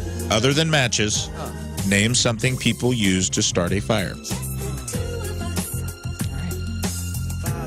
Okay, we need to go back. No, I'm Got okay. them all? Once Melissa, there you you Do you are. have an answer? I'm good. Okay. So here's how this is going to work. Okay. King Scott is going to count down 3, 2, 1, and you're going to say your answer at the same time. Okay. We can look at each other if you want to. Okay. Okay, so you're matching 3 of the 5, and Sam wins if you match 3 of the 5. Okay, cool. If not, then he's out. Do we have a patient zero? No patient zero today. No patient zeros today. Patient Okay. zeros if no matches. Okay. No patient zero today. I think we're So, going to match pressure's a lot. I think so. Okay, so 3, 2, 1, and then you say your answer at the same time. Rafe, go. Feel good about it. Number 1, name the electronic device you use most in a day. 3, Phone. 2, 1. Phone. Phones. Yeah, I have phone. I'll wait for the Wait for countdown. King Scott. 3, got it. 2, 1. You got it. Okay. 3, 2, 1. All right. All right, And we that's got it. 1 right, by the way. 1. Okay. Off to a great start. Phone. Number 2, name a game in which small children have an advantage over adults. 3, 2, 1. Hide and seek. Twister. That was I a had good Twister. one. I said hide and seek. Hide and seek, number 1 answer. had Twister. Twister, That's great pretty answer. cool. Because I Twister. promise you, we just went to a wrestling gym the other day. Ain't no Wasn't twisting good. going on Yeah, in your 40s, didn't- bro. yeah. Right, you're little kids like yeah, and then the adults are like, oh, Well, I'm trying to. My gout! I'm trying to check stuff off. Stuff on my corn! We're trying to check stuff off our bucket list, and on my bucket list, I want to drop kick somebody, like for real, like double dragon drop kick. Yes. And so a wrestler is teaching me how to do it, and I felt every bit of my 44. It was plus pretty year old sad. body. It was a sad day for both of us. We both went to the wrestling school and found out how 40 we really are. Yeah. There was a 20-year-old wrestler who was doing drop kicks that I'm pretty sure he kicked the sun. He got so high in the air, and we could not kick him up. I maybe got 6 inches. Knee level. Yeah, it was very sad, and I feel like Michael Keaton's Batman right now because my neck won't. When you came in, I was like, "It's Melissa." It's sad. My kids used to think I was a superhero. Not anymore. Not anymore? They can't even make eye contact now. oh no. Anyway, so Okay. that was question, what, 3? 2. 1 for 2 so far. Okay, 1 for 2. Keep it going. Name a food that someone who loves cheese would eat often. 3, 2, 1. Grilled Pizza. cheese. Pizza, number 1 Come answer. on, that Grilled was the cheese. answer. I didn't know, but someone that loves pizza. cheese, Yeah. grilled cheese makes sense. Pizza was the I number didn't 1 listen. answer. All right. Pizza also Sorry, came guys. up in an earlier conversation. It should have been at top of mind. Of course it should have been. That's Yeah. on Okay, mine. this was me. Yeah, That's this on was mine. on me. Hey, you got to sweep out here, by She the way. was dancing around, you looking got through it, the you got it. peephole, listening to the way you look tonight. Looking at that pizza in New York. All right. You got to sweep out here.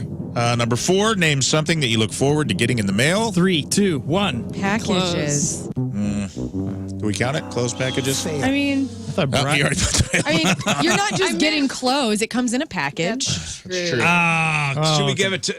All right, fine. Yeah, Thank you. I think so. Fine. I thought someone was Because going to have brides. was thinking package, but then I didn't know how specific. Fine. That's good. Package Doesn't is matter good. how Number many 1 pieces answer have to was match. card. Number 1 answer was Okay, fine. Oh. Comes down to photo this. card, birthday card. Oh, Comes down to card? this.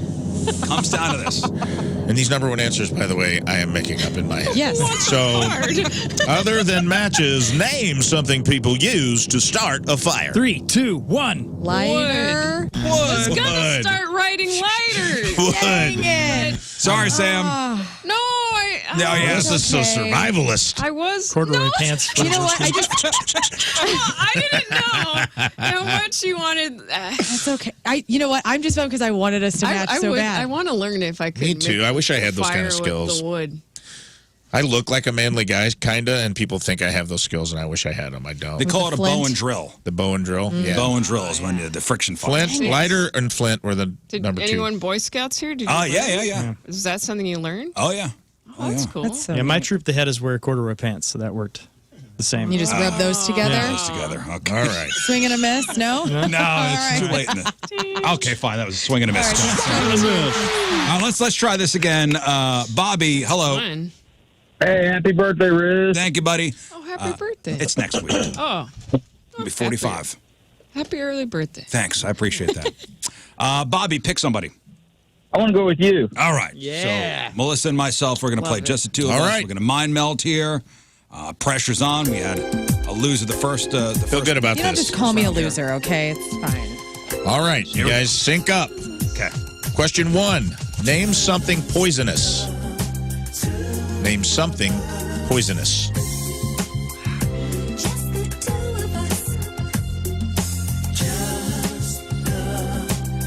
Okay. All right. She's struggling over here. Question 2. I'm changing my answer, by the way. Question 2. Name something a doctor better not be afraid of. Something a doctor had better not be afraid of. Question 3. Complete this phrase. Blank in love. Complete this phrase. Blank in love. Fill in the blank. Okay. Number 4. What is the most fun thing a farmer gets to ride on?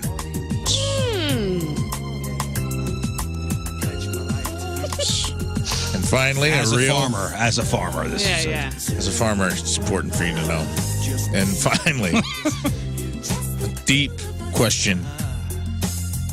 Pick a number between 1 and 5. Oh my gosh. Choose a number between 1 and 5. Oh, I didn't mean the number. I was trying to tap in. No, she had one finger up. No, Okay, no, I was just one. tapping in. Okay? We good? I'm good. I'm good. I'm good. There is a correct answer to all these. All right, All right, Scott. Learn, you count it down? Learn's counting it down. Learn's counting it down this time. Number 1, name something poisonous. 3, 2, 1. Bleach. A certain mushroom. Oh, yeah, that's certain mushroom. I don't know. A certain A certain mushroom. Bleach. We just talked about That mushrooms one wins. yesterday. Yeah, that's Yeah. what's The true. right answer. Bleach. No, you're using Snake was the number 1 I thought it answer. was that banana spider we talked about. We had a story yesterday where a woman Ivy was the second answer. I got Ivy. killed 3 of her dinner guests accidentally Wait, what? with mushrooms. Because it wasn't, you couldn't eat it. I guess she was a Yeah. forager and whoops. Oh, no. Would you? Isn't that terrible? Oh, no, I'm sorry for laughing. No. Oh, it's okay. It's okay. It's funny. I mean, They were her The former people in-laws, affected won't too, get so it. we have theories Okay. that this may not have been an but accident. oh man, I foraged all these mushrooms. Come on over. But she didn't eat any. She didn't eat any. She's also Smart. weird. It's just suspicious. She's a forager, Very suspicious, but okay. not an eater. All right, 0 for 1. 0 for 1. Here we go. Here we go. Number 2, name something a doctor had better not be afraid of. 3, 2, 1. Blood. There we go. There we go. Now we're on the right track. Ooh man. Number 3. Well, this one is. Come on I now. went against instinct here. There is a correct answer. Oh. There is a correct answer. Okay. There's a 100% correct answer. Complete this phrase. Blank in love. 3, 2, 1. Crazy. Crazy. Yeah. Right. That is the correct answer. Beyonce said it best. Because you Crazy in fall love. in love. Falling in love is That's for so chodes. cool, though, that she took over our brains. Yeah, yeah, yeah, yeah. Yeah, you're crazy in love. Crazy in love was the So number cool. 1 answer. You both Wow. destroyed on that. Good Oh. job. We got to get one out of these next 2. Easy. Number 4. What is the most fun thing a farmer gets to ride on? 3, 2, 1. Tractor. Horsey. Damn it. Horses. Horses is pretty good. All right, Oh, got it. I think she's right. Tractor and horse were the number 1 and 2 answer. You had a duster. chance. Here it is. I don't ride horses. I try. You ever ride a horse? No, I want to. Me too. Oh, it's I really it's, want to. It's the best. No, it's cracked up to be. I felt so. I rode a horse once. I felt so out of control. Right. I bet. That's the fun thing with it. We were on like a beach, and I'm like, this sucks. It was a carousel. It We just kept going up and down. was a beach, Rockaway Beach. We're on Rockaway Beach. All right. Comes down to this final one here. This is huge. Will Bobby be a winner? A number between 1 and 5. 3, 2, 1. 3. Oh, 3 was the correct answer. Oh, Three 3 is the the correct correct- answer. Sorry, Bobby. Oh, Bobby. Nice. Come on. It's right in the middle. 4. I think we got time for one more. Let's do it. That's so fun. All right, let's Okay. go to. Let's see how quick this goes. Greg, hello. Yo. All right, it hasn't worked out. Oh, Greg. I so like that. far for Yow. the previous 2 callers. Pick somebody. Okay. You, Rizz. All right, we're going again. Oh, You great. going Impressed again? them, you impressed them the It's- first time. Yeah. It's redemption time. Okay. All right, number 1, a hand in poker you would bet big on. A hand in poker you would bet big on. I don't even know what that means. Yeah, me too. I don't What's know. a winning poker hand? Like a. Okay. Like a type of hand. Okay. For example, 2 of a kind is a hand. Mm-hmm. But would you bet big on 2 of a kind? So here we go. Number 2, name of the queen of country music. Oh. Name of the queen of country music. There is a correct answer, by the way. Wow. Number 3, if a person is raised on a farm, name something you expect them to be better at. Wait, say that again. Sorry. If a person is raised on a farm, name something you expect them to be better at. We got this. We got this. Number 4. Melissa's confused. Well, But yeah, riding. She's riding. Okay. Number 4, name a famous cartoon baby.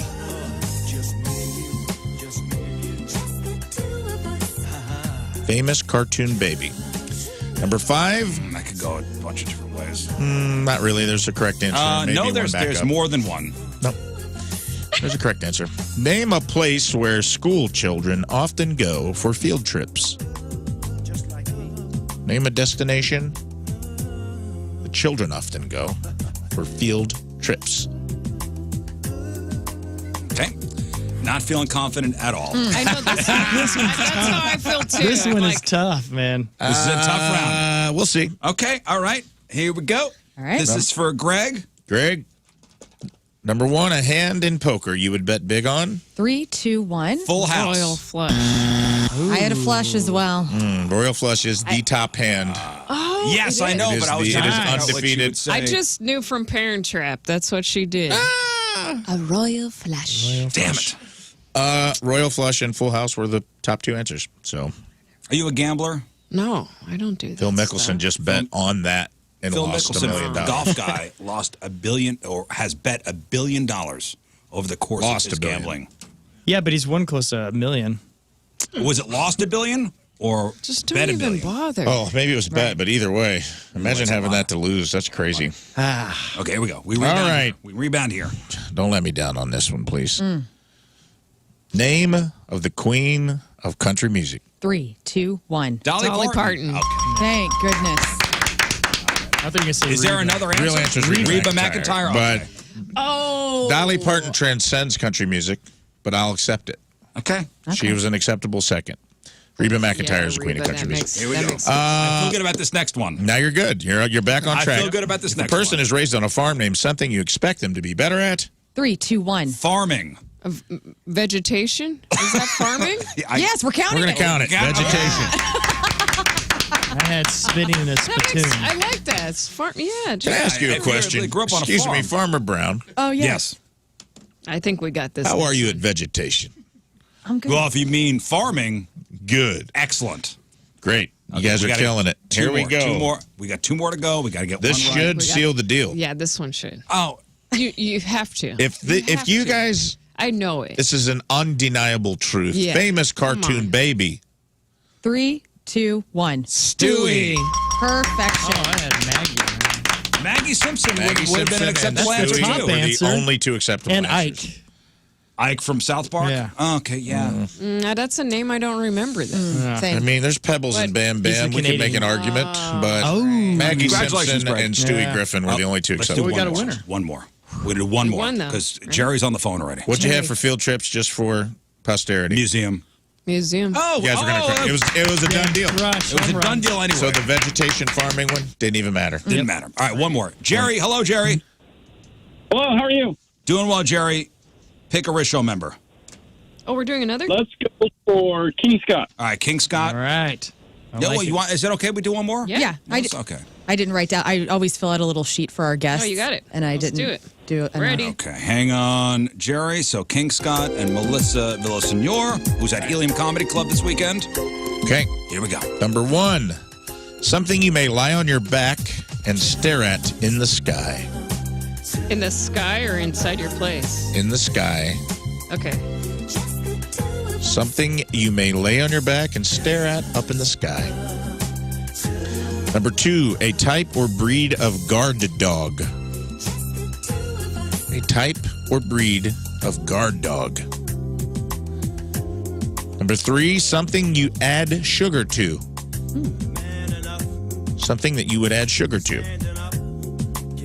Number 4, name a city that is best known for its nightlife. Name a city known for its nightlife. Number 5, name a famous outlaw. Name of a famous outlaw. Wheels are spinning. Wheels are spinning on both sides here. I'm just thinking of Western signs, like in movies. Yeah. An outlaw, Right. like a. Yep. But they're kind of cool. Yeah. Yeah. They're groovy. There's a correct answer. Oh, there is. Oh, yeah. I hate when you say that. You want me to help you with a Missouri one? Somebody from Missouri? That's a little Ooh. leading the witness. There's but a all couple. right. There's a I couple. think that's okay. Well, What was the question again? name a famous outlaw. No, okay, the outlaw.